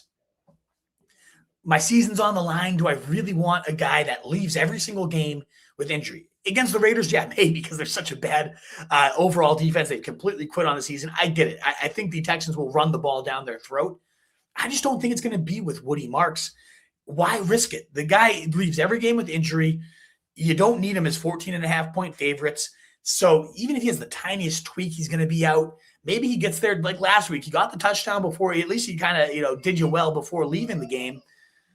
But to me, it could be Jawar Jordan coming off his, the first 100-yard game for a Texans rusher. Why not see, can this guy kind of be lightning in a bottle and keep feeding him the rock a little bit? So I just don't want to trust Woody. Maybe I'm making a mistake because the Raiders are just so bad. But what if Woody doesn't even play? Is Dowdle? I don't think he's a 4 p.m. game. So what do you pivot to if Woody's absent? Do you have Jawar Jordan? If Woody's out and Jawar's play, I kind of like Jawar with no Woody over Dowdle. I'm just going to go with Dowdle, though. Safe, steady, 10 to 12-ish points. We're not getting those eruption spots that we used to get. We know it's in his bag, but it's been a long time. Still the clear lead back in an offense that all they want to do is run, and run some more. So I'm going to go Estime and Dowdle for you, Brooklyn. Thank you again for your consistent and steady support of your boy all year. Giuseppe Russo, Aaron Rodgers or JJ? And then you said London over DK. Yes, I'd go London over DK, but very, very slight. DK, I guess, a little safer here. I would probably go I have him at 23 and 25. And I was just thinking about bumping Rodgers up because I have him at 25. JJ's been cooking, though. And so Rodgers, 17 against Miami, 20. He's been okay these last couple of weeks. I think I keep JJ rolling, though. Since returning from that injury, JJ's been the quarterback 10 and 7. He's got 20 and 24 in those 2 games. And sure, he's been matchup merchanting, but the Giants are a very good matchup too. Horrific run defense. They're certainly going to run the ball a ton, but JJ can scramble. He could end up running in one. And they still give up a ton of explosives in the pass game as well. So I'm going to go JJ very slightly over Rodgers there, Giuseppe. And I go London over DK very close as well. But yes, I do prefer London. It's just one of those things. You bench London, he had 34-29, and then he had 19.5 before getting hurt. Like, I can't put that on my bench, even if it might be limited, even if he might be hurt. But I don't think he is. Like, why would they bring him back if there's any risk involved at all with Drake London? They got nothing to play for. So I just think you're getting Drake London. And if I'm getting Drake London, I'm not benching him. he was the wide receiver one, and then wide receiver 9. But again, that was in a half. He could have easily had 3 straight weeks as the wide receiver 1 in fantasy. DJ Johnson, thank you so much for the super chat. Good sir. PPR pick 2. Ladd, Wilson, Evans, Igbuka, MHJ. Oof, definitely Evans for me. And I think I'm definitely going Wilson for the other one. Again, yes, MHJ is back, but quote unquote, easing him in. Think they're going to ease him in. That means Wilson's going to be the one getting those far more of the first read looks, the more of the game plan. How do you go away from a guy that has just crushed it at the level he has? So give me Evans, give me Wilson. I know Ladd gets the Cowboys, juicy on paper, could have a crazy game, no doubt about it, but I'm not trusting him. I'm not trusting Herbert's passing attack at all, even in the juiciest of spots. And then you got Igbuka running only 60% of the routes, taking a clear backseat to Evans and Godwin at this point. And again, one play is all it needs. Yeah, he could go crazy on a couple big deep balls. I'd much rather trust Evans. And yeah, Evans is the only true lock here, DJ, but I feel good about Wilson as well. Precision Building, thank you so much for the super chats. Very kind gesture, you guys. We are at 1 hour and 16. I'll definitely hit the rest of these super chats, and then we'll see where the time is at. Good chance it's going to be a rapid fire mode, though, to wrap up the rest of the show. It is a pretty loaded mailbag. I will say that at the top. So if you want a guaranteed answer, a super chat's the only way to truly guarantee it. I should be able to make it all the way through the mailbag, but just want to toss that out there as we're getting closer to the end of the show. I will stop at the 2-hour mark. We've got some family stuff, as always, to do on Sundays now with the little girl. So I got to cut it hard at 2 hours. So if you want a guaranteed answer, the super chat, thank you again. 17 of them so far today. You guys are so kind and generous. Really appreciate it. Only way to fully guarantee it. But we are nearly at 8,000 live viewers. I've never seen this before. 5,000, 6,000 were the 2 records so far this year, and we are smashing that record. Semifinals, baby. Let's go. Thank you guys so much for spending your Sunday mornings here with me. Nearly 8,000 live. Please consider hitting that thumbs up button on YouTube, the heart button on Twitter while I have your attention as well. Those likes, those shares, those retweets, and of course, any subscriptions to the YouTube channel to continue to grow it, and any new followers. We would love to have you over at RotoStreetWolf on Twitter as well. And check out rotostreetjournal.com, where these rankings will be live and updated. If all 8,000 of you go check out the rankings, that's a decent amount of ad money that comes in, and it really helps your boy. So just a few free ways to support your boy in addition to these super chats. You guys are so kind and generous. Wanted to just say I'm very humbled in your fantasy semis. I hope I get them all right. I can take the blame if I, shoulder the blame for you if it's wrong. But you guys are the best. Thank you again so much for being here. It's just humbling to have 8,000 live. Unbelievable. Let's roll. We need 2 between Igbuka, Godwin, Worthy, or Coker for precision building. I like Godwin the most. 95% of the routes last week. Looking fully like Chris Godwin, the guy that was the wide receiver 2 in points per game. Different offense, different play caller. Not expecting that level to return, but I have him +7 ECR. I've always been a big Godwin guy, and now the routes are backing it up. The eyeball test is backing it up. This looks like Chris Godwin, and I'm gonna ride Godwin there. The next question is very tough because in a vacuum, I do have Igbuka higher than the other 2. But if I'm already playing Godwin, do I really want to cannibalize each other? Probably not. Coker, I'm a Holy Cross grad. I love my boy. And he's been on quite a heater these last few weeks. Let me just see exactly. I know like 4 of the last 5 he's had over 50 yards. Yeah, so 11, 6, 17, and 14 over these last 4 games. Very solid for Coker. Top 25 wide receiver in 3 of his last 4. I think, though, I lean Worthy mostly because Minshew loves to hyper-target his number 1 and 2. Last week when he entered the game, only Rice and Kelsey got targets. And that's always kind of been the case with him. Whether it was Michael Pittman, whether it was Brock Bowers, he just finds like his 1 or 2 guys. And Worthy in those first few weeks without Rashee Rice, he had that injury in week 1, but otherwise 17, 11, and 11, fine, safe floor. I feel a little bit better about him getting that scheme design volume today. Whereas Coker, if he just disappeared on you, it wouldn't stun you. I do think Tet, though, he'll probably draw Jamil Dean, and then the rest of that secondary is just dog water. So I'm going to go Godwin. I'm not going to go double up on the Bucks today. So I'll go Godwin, and then very tough call between Worthy and Coker. I think I'm going to go Worthy. I don't love that. I don't.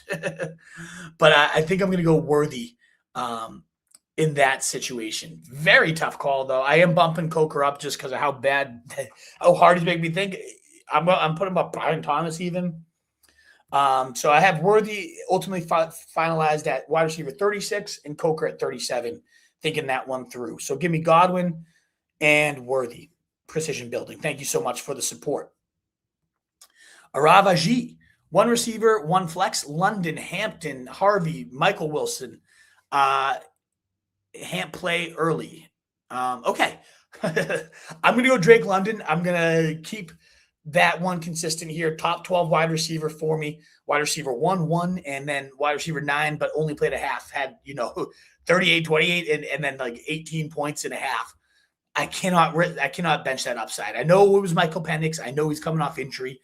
Certainly not like a shoe-in to just walk right back into that type of production, but also just look at what Mike Evans just did last week and be like, okay, yeah, maybe it does happen. And a great matchup against the Cardinals to boot. If it was like the Broncos or something, okay, then maybe we, don't play that. I'm going to go London, especially if this is full PPR. I'd probably go Michael Wilson for the other option. Stack that game up, get a fun game environment going. But if you didn't want to go double receivers, you want one of these running backs, I'd go Harvey over Hampton. But I'd rank your options here, Rob. London, then Wilson, then Harvey, then Hampton is how I rank those ones. Because Hampton, the risk with him, as much as I like it, Quinn Williams is going to play, so that does make it a tougher matchup. The Cowboys' run D has been significantly improved since trading for him, just like the Jets are getting destroyed. Have I told you about how bad the Jets' run D is? I've heard it 10,000 times on the show today, Wolf. But conversely, on the other side, the Cowboys have gotten significantly better. Also, though, the bigger risk here is he loses nearly every single passing situation snap to Kamani Vidal, and it's largely because he's a horrible Hampton pass protector so far. All the rookies, I heard a stat that like the bottom 3 pass protectors in PFF's grades are all 3 rookie runners, like Henderson, Hampton, maybe Harvey is the other one. And so there's some sort of learning curve. I don't know what it is, but these rookies are very much struggling in pass protection. And that's leading to Hampton taking a significant – he's played less snaps last week than Kamani Vidal. So that caps his ceiling. So to me, it's London, it's Wilson. Do 2 target hogs, especially if you play full PPR. Harvey, that tough matchup against the Jags, only 1 running back with 90 yards from scrimmage against him, and that was, again, Christian McCaffrey. Second fewest points allowed to the running back position. That worries me as well for him. So I'm going to go London. I'm going to go Michael Wilson there, Rob. Carlos, thank you so much for the super chat as well. I don't know what happened with my screen there. It's showing different locations, but hey, whatever it might be. Alrighty. So on to your question here, Carlos. Half PPR. Wan'Dale Igbuka Worthy started as a heavy underdog, but now projected 50-50 matchup after Puka. Boom. Hey, you're on the Puka train. And you're on the right side of the Puka train. You love to hear that. So let's go. You need safety. I think Wan'Dale's probably the safest option here. I mean, it's tough. It's I heard a crazy stat about Wan'Dale is that in Jackson Dart starts, Wan'Dale's 3rd in yards per game. It goes Darius Slayton, Theo Johnson, and then Wan'Dale. You don't love to hear that by any means. But still, it gets so many receptions. It's half PPR, so that's a little bit less impactful.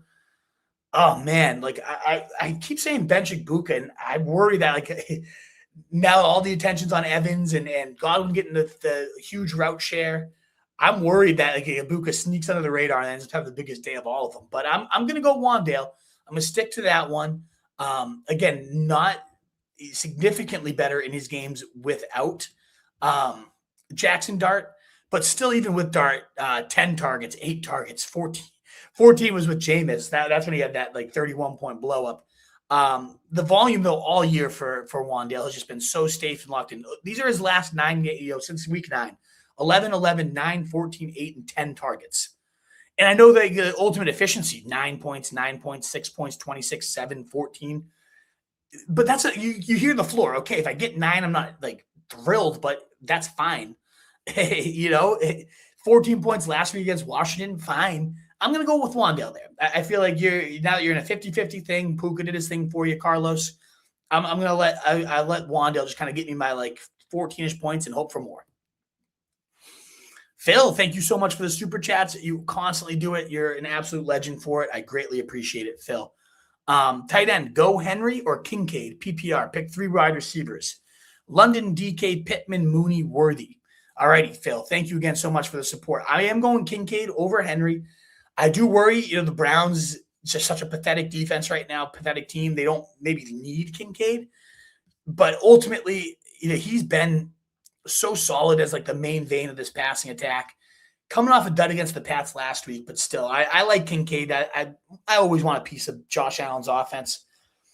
Maybe I'm a little too low on Hunter Henry. Let me see. I have him at 17 and I have Kincaid at 10. So like a decent gap between these guys. And the ECR would say to play Henry. But 2 points last week. He's kind of a touchdown or bust option. And he's a fair bet to score any given week. But Kincaid is a better yardage and similar touchdown ceiling to Henry. So I'm going to go with Kincaid there. 3 wide receivers. I'm definitely going London. Definitely going DK. That's the easy part. I think I'm going to go Pittman. This is a San Fran team that really cannot get a pass rush to save its life and is very generous to slot receivers. So in general, the slot is Josh Downs, but Pittman does get kicked inside a bunch. I start Pittman. I have a good feeling about him on Monday night. It's definitely not Mooney. It comes down to Pittman versus Worthy. I'm just not the biggest Worthy guy. And I know I just talked about, for somebody, I gave him to play Worthy. I bumped him up to wide receiver 36. And I'll still be -5 ECR with him at wide receiver 36. Tennessee, though, a great matchup for Worthy. Maybe I need to be a little bit higher on Worthy. Because, again, in half PPR, those games – or no, you're full PPR. So let me just – games without Rice, that he had that concussion. And that's another risk for Worthy. He just always looks like he's going to get broken out there. But 17, 11, and 11 points in 3 full games without Rice. Solid full PPR numbers for the guy. Good Tennessee matchup today. I guess I should be higher on Worthy. I'm gonna bump him ahead of Diggs. And I said go him over Ibuka, and I know that was involved another Bucs receiver for another guy. But I am gonna bump Worthy up, and maybe I'm gonna live to regret it, but I'm bumping him up. So I go London, DK, and Worthy for if I had Worthy as an option, and I know I'm playing Pittman, if I had Worthy as an option, I'd probably put him in today over Pittman. So I'm gonna go with London and DK, the easy 2, and then Worthy as the next one. Alec Platt super chatted, but I don't see the question. I don't know if Campanelli, you have the question by any chance for Alec Platts, but no question there. It does look like he came in with another one later. So I don't know if that's his only question, but if you have another one, Campanelli, it doesn't look like, okay, so Campanelli, my mod over there, the man, saying this is the question for Alec Platts. So you must be late to the party because I've talked about Estime a few times, but happy to talk about the absolute the bulldozer once again, because I'm starting him and I'm very high on him, but I'll preface it that, Alec, that I am certainly a little bit biased here because I am rolling him out today. But the main reason I'm rolling him out is this Jets matchup. So if you haven't heard it yet, folks, let me reiterate this Jets defense for you. Since trading Quentin Williams, 5 games, last 5 games, 29.8 half PPR to Travion Henderson, 21.8 to Derrick Henry, 27.8 to Bijan Robinson, 40 combined points to the Jets backfield, and then 30 to Travis Etienne. And I get it. Estime is not one of those talents. We're talking about Bijan, Etienne, like some of the best plays this year. Travion Henderson, that's not Estime. But this defense is just so bad. And Estime has the fresh legs. We saw this team. The risk with him, of course, is Evan Hull and him split the snaps exactly down the middle. And is this going to be a 50-50 timeshare? What if Hull ends up getting the hot hand? All fair concerns. Hull was a great athlete, had a good receiving profile coming in. He's done nothing in 3 professional seasons. It's not like Estime's come in and lit the world on fire. but he's at least made his mark in the NFL a little bit. He's had 15 carry games. He's had a few touchdowns. He's averaged 4 yards a pop as his NFL career, and I loved him coming out of Notre Dame too. So this isn't me just like, it's only pure matchup. No, I liked Estime as a bulldozer coming into the NFL, and you saw it last week in that game-winning drive where he had 30 of the 60 yards. They get him in space as a receiver, which was not his calling card, but he gets the ball, and he's just steamrolling down the field. And I think Kellen Moore saw something he liked there. I think he's going to start Estime, and as long as he, in this juicy matchup, can get that head of steam going again, I think he just rides the hot hand. Maybe it is a 50-50 split, but even in that situation, as long as Estime gets half the work against the Jets, I think you're getting 12-ish points minimum. If he gets all the work, certainly if he finds the end zone twice, like we could be talking about a 20-point day. Those true OGs would remember the Tim Hightower legacy type of game in the playoffs. Like that's in play today. It really is for Estime because of how bad the matchup is. And just him impressing as a receiver more than anyone probably expected. Only 15 receptions at Notre Dame, but looked very solid, naturally catching the ball. He said after the game he loves that he's getting the chance to showcase his receiving skills to prove he's a 3-down back at the NFL level. And what better way than come into the Jets and just absolutely smash them? Plus, I do like Tyler Shuck quite a lot. I think he's really proven like you don't need to go for a quarterback next year. Give me another shot. And I would agree that they should. So I'm very, very high on Estime. Probably higher than I should be on +6 ECR. And I want to keep bumping him up. Like I just so much upside. I am worried that I am definitely overstating it at this point. I'll tell you this. I'd play Audric Estime over Ashton Genty, folks. I'm making the move in my rankings. Why not? I'm high on him, Alec, clearly. So yes, there's risk, but I think the Jets matchup minimizes that risk, and I'm rolling him out, and I'm feeling okay about it. IL Milai, here we go. I feel like you always super chat, and you just have a salute. You actually have a question today. I love to see it. I always appreciate it. You gave the salute again today, so I appreciate the salute, good sir. But also, you actually have a question. So let's see if I can get this one right for you, Eli. Boomed by Puka and started Parkinson. Who should I start? So I'm guessing when you say boomed by Puka, you're saying you got slapped around it. I'm sorry about that. That sucks. And Parkinson didn't do crap, and that's too bad as well. Somehow Matthew Stafford throws for like 450 yards and 3 touchdowns. Parkinson has exactly none of it. Oh, brutal. Who should I start between Dart, JJM, and Shuck for ceiling? I'm going Tyler Shuck. All these defensive stats I'm ripping about the running game here. Shuck's got some legs too. He could end up running in for 2 scores. It just happened a couple games ago, right? I love his touchdown odds today to run in for a score. It's just a team that's quit completely, the Jets. Pathetic defense. And the Saints offense has been cooking with Tyler Shuck. Dart, he's got a very good ceiling as well. But there's some stats. It was on the Angles and Upsides, one of my favorite podcasts that I listen to with Rich Rebar and Pat Crane. And they talked a lot about how Jackson Dart's struggled heavily against the blitz this year, how Flores is very good against rookie QBs in general, and how just kind of shaping up to like a sketchy day for the Giants passing game. So I'm going to lean with Tyler Shuck for ceiling here. And salute back to you again. Thank you so much, Eli, for your support all year. Brian Doyle, thank you for the super chat. Rico Dowdle or RJ Harvey? I'm going to go with RJ Harvey, acknowledging, yes, very tough matchup against Jacksonville. Second fewest points to backs. Only one to go over 90 yards from scrimmage was Christian McCaffrey. But Rico just locked in that timeshare. So is Harvey, but Jillian McLaughlin isn't eating that much of his cheese. Beatty is just a pass protector. Harvey's really looked solid as the clear lead back without Dobbins, 22, 21, and 11 across the last 2. There's just a bigger potential ceiling, even in a tough matchup, than Rico Dowdle, it seems, at this point. Because the Tampa Bay is a good run defense as well. Certainly against the type of backs. They've given up huge games to Gibbs and Trevion, these speedy backs that they'll give up like a 50-yard touchdown every now and again. But that's just not Dowdle's game, I don't think. So I am slightly going Harvey over Dowdle here. Overcome, an extremely generous $10 super chat. Thank you so much. I really, really appreciate that, brother.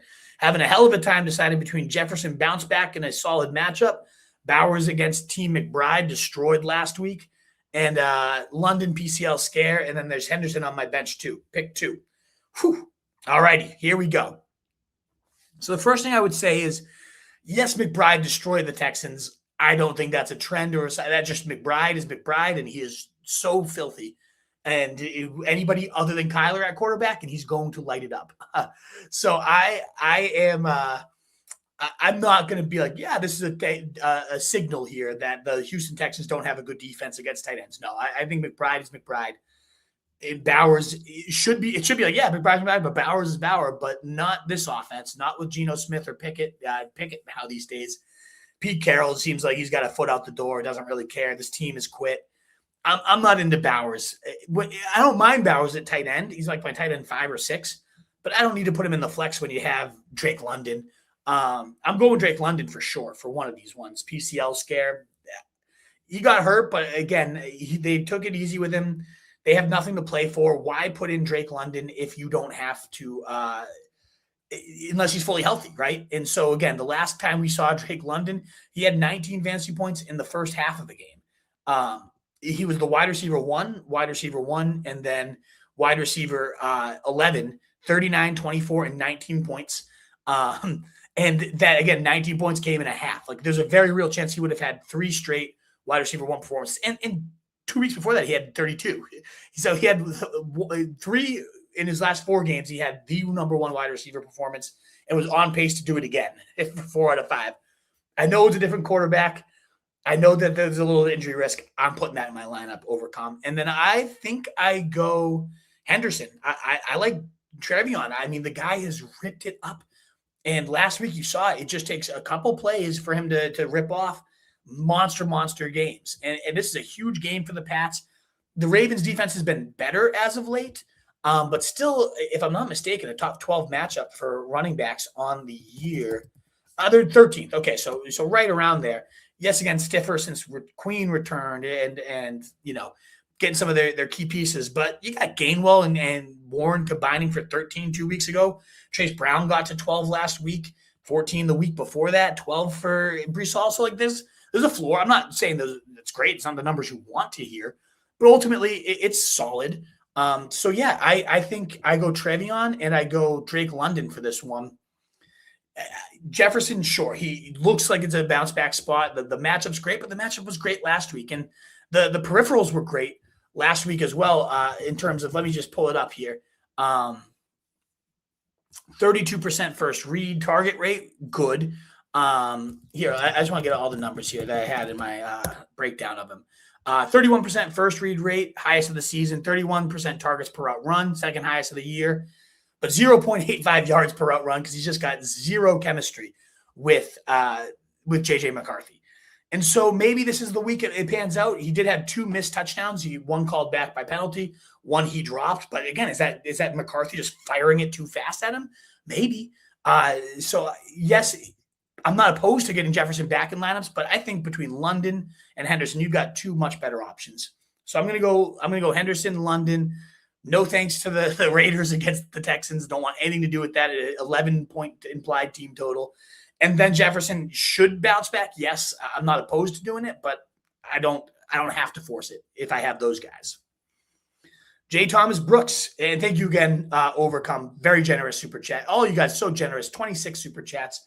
Very, very thankful for you guys. We are at the hour 37 mark as well. I've got, it looks like 3 super chats left and the holster. I'm going to go right into rapid fire mode from there to try to get through as much of the mailbag. But again, if you want a guaranteed answer, it's looking unlikely that I'll get through the whole mailbag at this point. I just want to give you guys the heads up.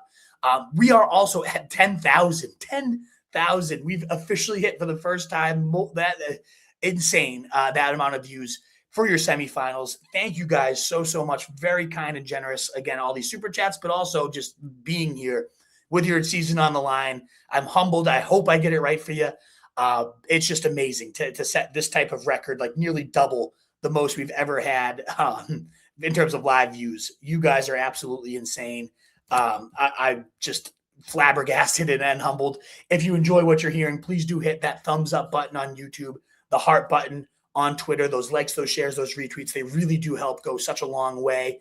Would love any new subscribers to the YouTube channel. And of course, any new followers at Roto Street Wolf. And 10,000 of you, my rankings are live and free at rotostreetjournal.com. I'm going to update them. I've done some movement, like Worthy's been a riser. Baker Mayfield throughout the show. I kind of got higher on him. I got lower on Jackson Dart. So there's some guys that, like, as I talk through it, I end up getting higher on. Estime. I've already hit about how much I love him today. So these rankings will be live and updated immediately after the show at rotostreetjournal.com. You can see it there in the top left corner. And I believe they're linked in the description as well, the rankings. So check those out, and plenty of breakdowns on Estime, on Carter, on some of these big guys at rotostreetjournal.com. I did a lot of writing with the last semis on the line. Had to get in the lab for you guys. So thank you again. Wanted to hit that promo while I have 10,000 of you.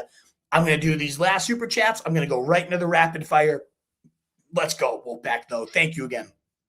Best of luck in those semis. Jay Thomas, Brooks, start 2. Breece Hall, Woody Marks, and Ladd. Oh, man. Tons of risk to all these guys. I would say the riskiest, though, is Woody. I love the Raiders matchup. Love the 14.5 implied, over the total here. They're going to be running the rock. I just worry, is it going to be Woody doing so? Given one, we have Jordan after that. I get my words all jumbled here. The only Texans running back to hit 100 yards on the season. You don't need to necessarily use Woody Marks on this type of game. Seems like a perfect spot to let him rest. I wouldn't be shocked if he's just inactive today. Give him the week off. Let him do his thing, because you're not going to need him. Even if he does play, though, how many times? I feel like it's legitimately 11 straight games we've seen him leave at some point with an injury, and he often ends up back. He often ends up doing okay. If you knew he's going to make it through the game, he'd be my favorite option here by a mile, but I don't know if he's even going to be active, and if he is, I worry about him making it through the game. So to me, I'm going to go Breece Hall and Ladd here. You got the best matchup possible for Ladd. Very risky, of course, since Justin Herbert broke his hand. I mean, he hasn't hit 15 fantasy points in, I think, 6 straight weeks. The run-heaviest team in the league since then. The line is awful. There's not a lot to love about Ladd, and there's not a lot to love about Breece these days either. But I mean, Breece is the only show in town, seeing right around 60 to 80% any given week of the touches. And it's been ugly these last few. And full PPR is 4 and 6 for Breece. That's worrisome as well. Man, Jay, I don't mean to hate on anybody's team, but don't love any of these options. I definitely need to bump Breece a little bit. I didn't know he was that bad these last couple of weeks. I'm going to bump him below Dowdle and Gainwell. Even Carter. I'd rather have Carter in my lineup. I just think the Saints end up swallowing this team. Do I dare put Estime above Breece Hall? Say that, Thomas. I'd rather have Estime than Ladd, and I'd rather have Estime than Woody Marks, and I'd probably rather have him than Breece Hall. So I'm just throwing out Audric Estime as a guy to consider here, Jay Thomas Brooks. But of these 3, I would be benching Woody Marks. Just of all they all are risky, and I just don't know if he's even going to play. So this question might be moot. All righty. Thank you so much, Shouted NJ, for the $5 super chat. I greatly appreciate it. Need a flex between Michael Wilson, Etienne, or Higgins, or Harvey. A lot of great options here. Very tough because Etienne seems like the smash, but Denver, again, very tough against every position, including running backs, allowing I think the fewest target share to running backs. There's just no real good way to attack them. Then you got Tee Higgins, obviously has immense explosive upside, but also one bad hit, like this team will just pull him and say, done for the season. We're good. We'll shut you down. Multiple concussions across his last few games is a huge risk, red flag. Harvey, meanwhile, getting the second fewest points allowed to backs with the Jags.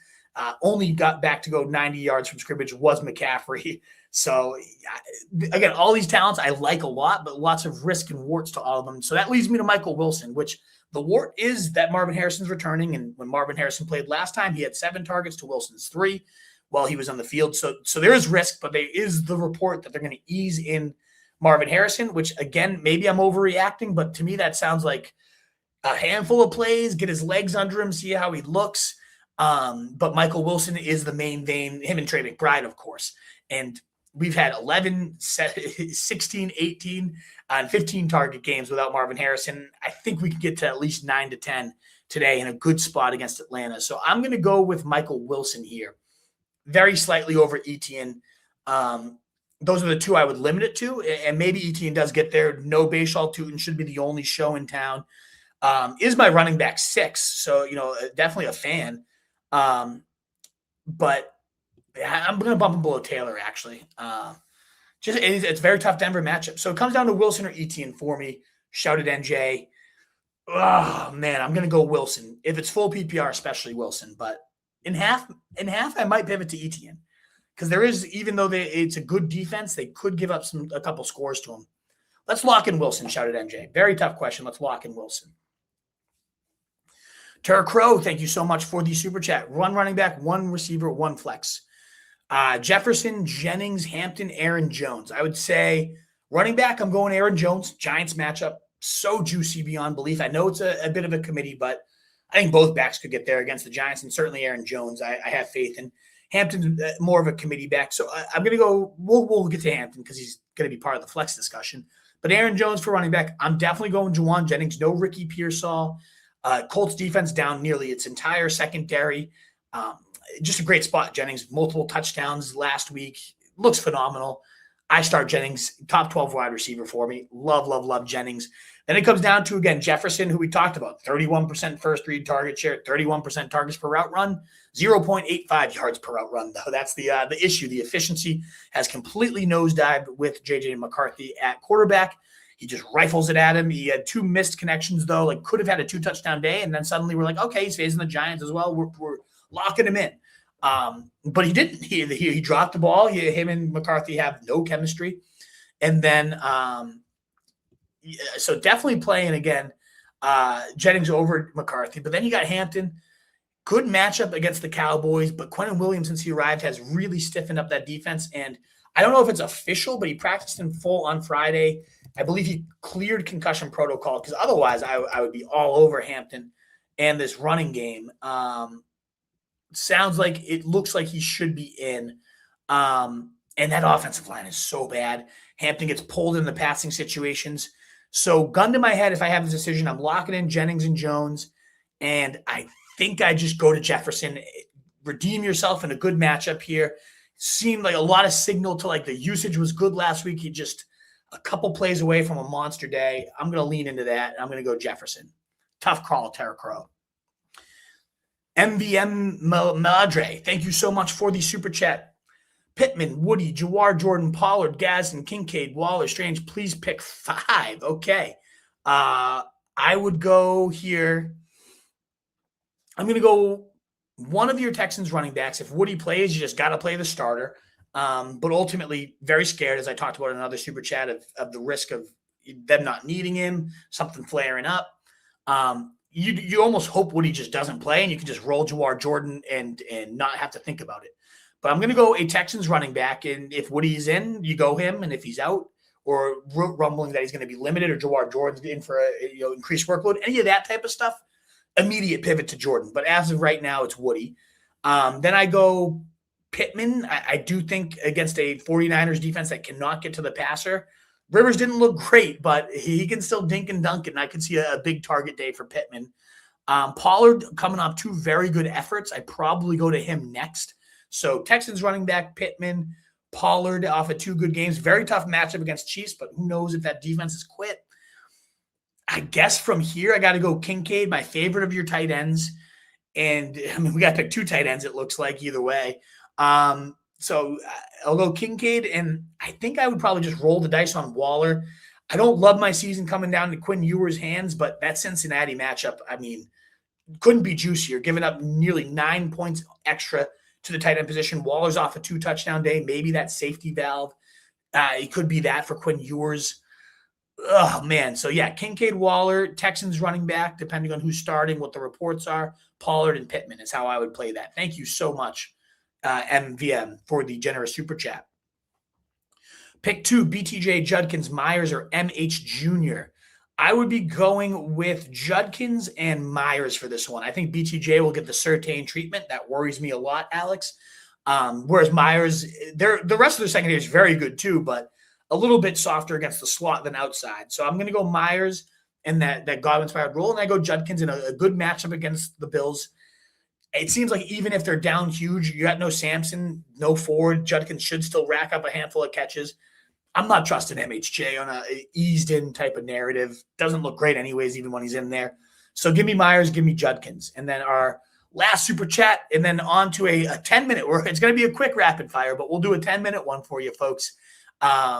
and we'll get through as many as we can. But only guaranteed answer would be a super chat at this point. Michael Wilson or Xavier Worried, appreciate you. Hey, thank you so much for the kind words. Raid 24 Revis. I'd go Michael Wilson. I agree that, Worthy is elevated, no doubt, without Rashee Rice. 11, 17, and 11 in his 3 games, full games without Rashee Rice this year. I was hurt for the other ones.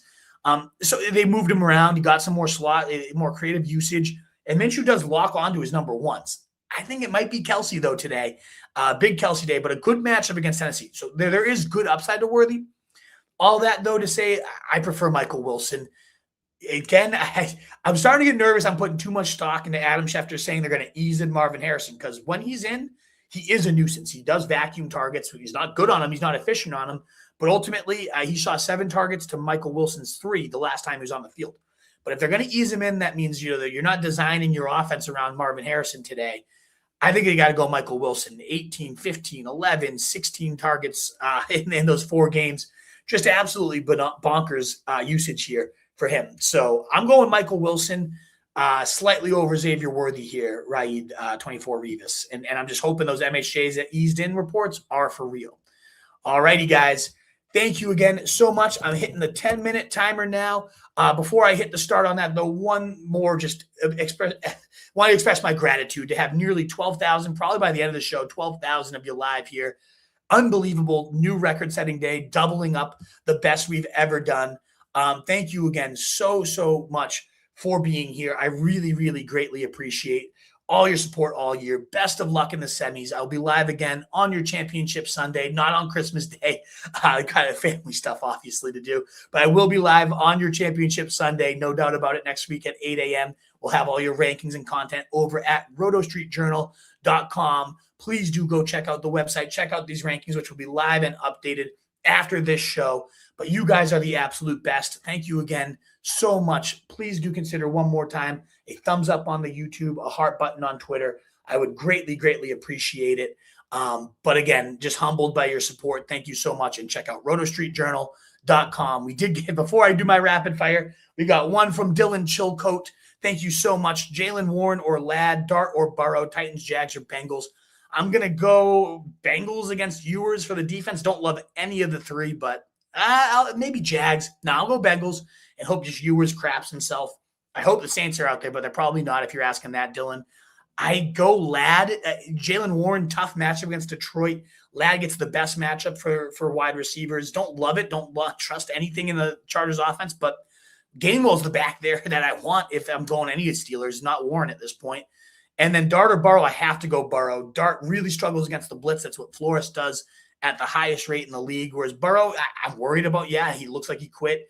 It looks like he doesn't care right now, but with Tee Higgins back, that offense is so much more efficient, especially Joe Burrow himself. So I'm going to go with Burrow. I'm going to go with Ladd, and I'm going to go begrudgingly the Bengals defense, I think. Tough question, but thank you again so much. All righty, guys. RotoStreetJournal.com. Check it out. All the rankings. Rapid fire starts now. Let's see how many we can get through. I'm going May over Brissett, all in May. Pick 2, flex PPR for Brian Jerkins. Tracy Harvey Hall. I'm benching Hall there. Need 3 wide receivers. Jefferson, Evans, Juwan Jennings, or Michael Wilson. I'm going to go Juwan Jennings. I'm going to go Mike Evans. And I'm going to go Mike Wilson, HG. Safriel, Woody, questionable. Or Chuba. If Woody plays, I go him. Pick up Jawar Jordan, though. Give yourself a Texans running back either way. Woody Marks or Hampton, I'll go Hampton and avoid the risk there. Battle of the QBs, Dart or Brissett. I would go with Brissett for sure on that one. I know we had gotten through a handful of these chats on YouTube. We were at Benjamin Loved the Content, the Naganist, and then Tunes, Tee Higgins, Dowdle. The Naganist, I think we got this one for you already. By the way, we did get a super chat, so I'm going to jump here, George, but it is rapid fire, so I'm going to go quicker than typical. For Medina, flex, Dowdle, Marks, Flowers, tight end, Waller, or Juwan. I'm going to go Juwan, as he's only him and Olave at pass catchers against a really bad defense. So I'll go Juwan, and I don't want to trust Quinn Ewers. I love the matchup in Cincy, but I'm just worried about Quinn Ewers. And then Dowdle, Marks, Flowers, I would go probably Flowers and hope that game just kind of shoots out. I don't want to trust Marks as covered. The injury mid-game, what if he doesn't even play? Dowdle I do like, but just a cap ceiling, and Flowers coming off his best game of the year. I'm going to keep rolling with Flowers on that one. Thank you so much, George, for the super chat as well. All righty, we were at two. I think we answered this one for you. We went with, yes, Tracy and Harvey were the top two options. I think I go Harvey over Tracy, and then I played Bowers there. Tee Higgins, Dowdle, Michael Carter, Estime, or Jawan Jennings. I'm going to go with Jawan Jennings there, Tunes. Lone Wolf can start 2 of 3. Harvey, Carter, and Estime. I'm going to go with Harvey and Estime. Lone Wolf. I'm going Estime today. Matthew Reeves, Dak or Dart. I'm going Dak. Down big going against Puka, who has higher ceiling. I just worry about Flores and Dart there. Tunes, full PPR, 1 running back, 1 receiver, 1 flex. Waddle, Sutton, Franklin, Marks, Dowdle, Fannin, Vidal, Michael Carter. Jesus, Tunes. I'm going to go Sutton for the wide receiver. I'm going to go Dowdle for the running back. And I'm going to go Carter for the flex. Start, sit Purdy and Herbert. I'm definitely going Purdy for that one. Would you consider starting Estime over London? No, I would not. I love Drake London today. Coker or Mitchell at wide receiver. I'm going to go with Coker. Estime or Judkins, non-PPR. I would go with, for Mr. Lucky, Judkins. Tur Crow, good morning. Who sits? 1 receiver, 1 running back, 1 flex. Jefferson, Jennings, Aaron Jones, O'Marion, Hampton. I would sit Hampton for that one. Wandale or A.D. Mitchell. I'm going Wandale, Lauren Hill enthusiast. Marks or Estime. I'm going Estime, CW. Greg, Worthy, MHJ, BTJ, Wandale. I'm going to go Wandale, Greg. Michael Wilson or Pickens. I'm going Michael Wilson. You're welcome, K. Noons. Thanks for the super chat. Do you cover Wilson versus MHJ? I hope you heard something about it. I've had a million questions there, but I go Wilson myself. Estime or Worthy. I'd go with Estime, Will. Mark Schaffner, Tet, Michael Wilson, Pickens, pick 2. I'm going to go Michael Wilson and Pickens for that one. I'm not saying the ending disgusting statement. Screw the Eagles. 2 flex, 2 wide receivers, full PPR. Wandale, MHA, A.D. Mitchell, Igbuka, D. Henry, Mason, Coker, Estime, Hollywood Brown. I'm going to go Henry and so for the wide receivers, I go Wandale. I'm going to go Igbuka. I'm going to go Henry and Estime for the flex. A.D. Mitchell, very close 5th, though. McConkey or Jennings, definitely Jennings for me, depressed Giants fan, as you should be. Stroud over Dak, call me crazy, not crazy. I'd probably go Dak, Mark, but it's not crazy. We got Jennings or McConkey. I'm definitely going Jennings. Igbuka, Jaden Higgins, Parker, Washington, Hollywood, full PPR, need 1. I'm going to go with Igbuka for that one. What's up, bro? Non-PPR, Myers or Pickens? I'm going to go with Pickens, especially in non-PPR. Semper Fantasy, lost Mahomes last week. Would you start Shuck or J.J. McCarthy? Gross, I know. I'd go Shuck. Carter or Rico? I'm going to go with Rico Lamb. Good morning, PPR. Need 1 receiver. Waddle, Igbuka, or BTJ? I guess I go Waddle, but I don't love starting someone with viewers today. I'm going to go with May over Brissett. And finally, which kicker, Reichard or Gonzalez? Give me Reichard there, in over Little as well. Chris Thomas, you have saved my season Thursday having me start Goddard over Parkinson. Let's go, Chris. You still on Purdy over Goff? I am. I think that completely banged up Indy secondary I want to target. And Purdy's cooking 26 points last week. Goff's cooking too. Tough. Could be a shootout there. That's a very tough one between them, but I do go Purdy very slightly, Chris. Harvey or Hunt for flex, Saints or Broncos, D for Rye. I would go with Harvey, and I would go with Saints. Breece Hall or RJ Harvey? I'm going RJ Harvey there, jointed. Gainwell or Aaron Jones? I'm going Aaron Jones, Corey. Donald Link, Donald Klink. Pick 3 PPR. Jalen Warren, Kenneth Gainwell, Tony Pollard, Michael Carter, Tony Pollard again. Keenan Allen. I would go with Kenneth Gainwell. I would go with the second Tony Pollard, and I go Michael Carter there. And I will go Schultz over Ferguson.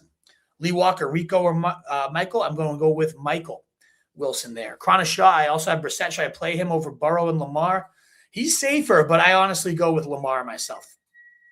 Connor Driscoll, Jennings, Wilson, Harvey, or T-Mac. Pick 2. I would go with Jennings and Wilson, I think. Daniel Barker, Estime or Addison? I'm going Estime. Country Boy Jazz, 12-man PPR. Who to start? 1 quarter. Dude, this is your full freaking lineup. Like, come on. That's an impossible to decipher question. Rico, Javante, Kyle Pitts, or Judkins? I'm going to go with Javante. We got Cappy Dave, Flex half PPR. London We got Wilson, Carter, or London. I'm definitely going London there.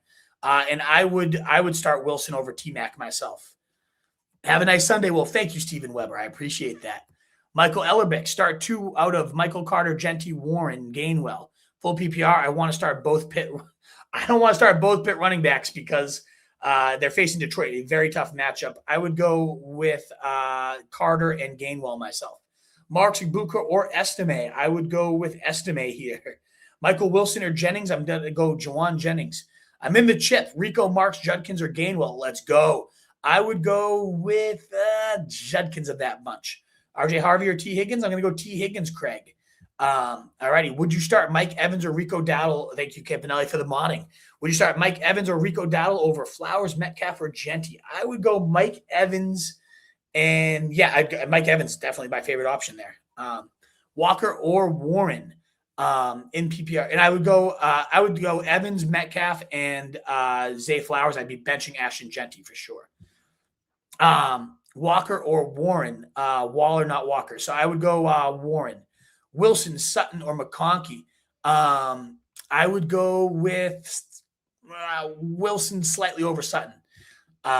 We got joining late. What's the Woody market? No real updates quite yet. I'm worried about playing him, though. Even if he's active, I worry about the constant injury every game. They don't need him 14.5-point favorites. Need 2 from Paul O'Neill. So I would go Sutton and Wilson. I'd be benching Ladd there.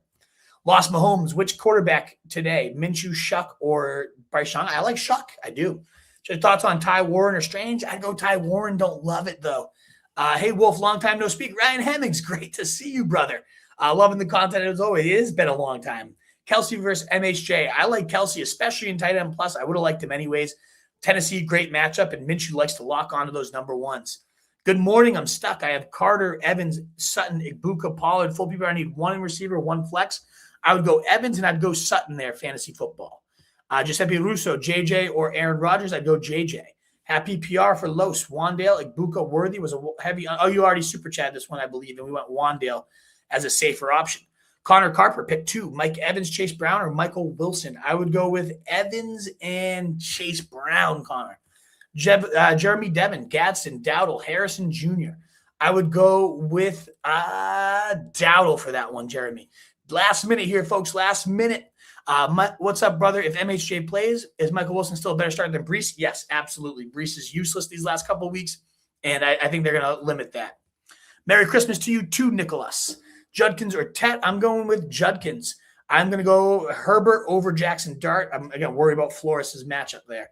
Evan Robert, pick 3 PPR. Chase, London, Flowers, Ladd, Judkins. I'd go with London. I'd go with Chase, and I would go with Flowers. Cousins, Rogers, or Dart? I'm going with Cousins there. I like Cousins this week. Robert Ryan, half PPR, tight end premium. Would you flex Breece Hall, Coker, or Gadsden? I would go with Coker, I think. Again, so probably won't get to this, but if you do, I meant Michael Wilson, not Carter or Jefferson. I would go with Michael Wilson over all those options. Sorry that against if I missed something. Half PPR, sit 1 for Trader Abroad, Pickens, Metcalf, Chase Brown, Wilson, Jennings. I think I sit Pickens for that one, the most volatile for sure. Evans or London, brutal call, RJ plus. I would probably go Evans, a little less risk, and the timer is off, folks. Thank you so much for your support. 12,718 of you live here with me. Unbelievable record-setting day. Again, double probably the next closest. I think 6K was our record before. This is amazing. This is so appreciated, guys. I am just humbled and just unbelievable. Holiday season, what a treat to set a record like this. Again, 12,000 live. Unbelievable. You guys are the best. Best of luck in your semis. One last call for the heart button on Twitter, the thumbs up on YouTube if that's where you're watching, or Facebook. Maybe you're still out there, a few of you on Facebook as well. Please do go check out rotostreetjournal.com where these rankings will be live and updated right after this show.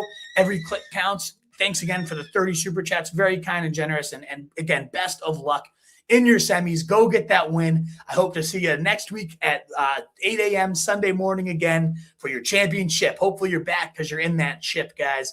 Best of luck. Let's go. Best time of the year. Thank you once again. In the world full of fantasy sheep, be the wolf and check out rotostreetjournal.com. Later, guys.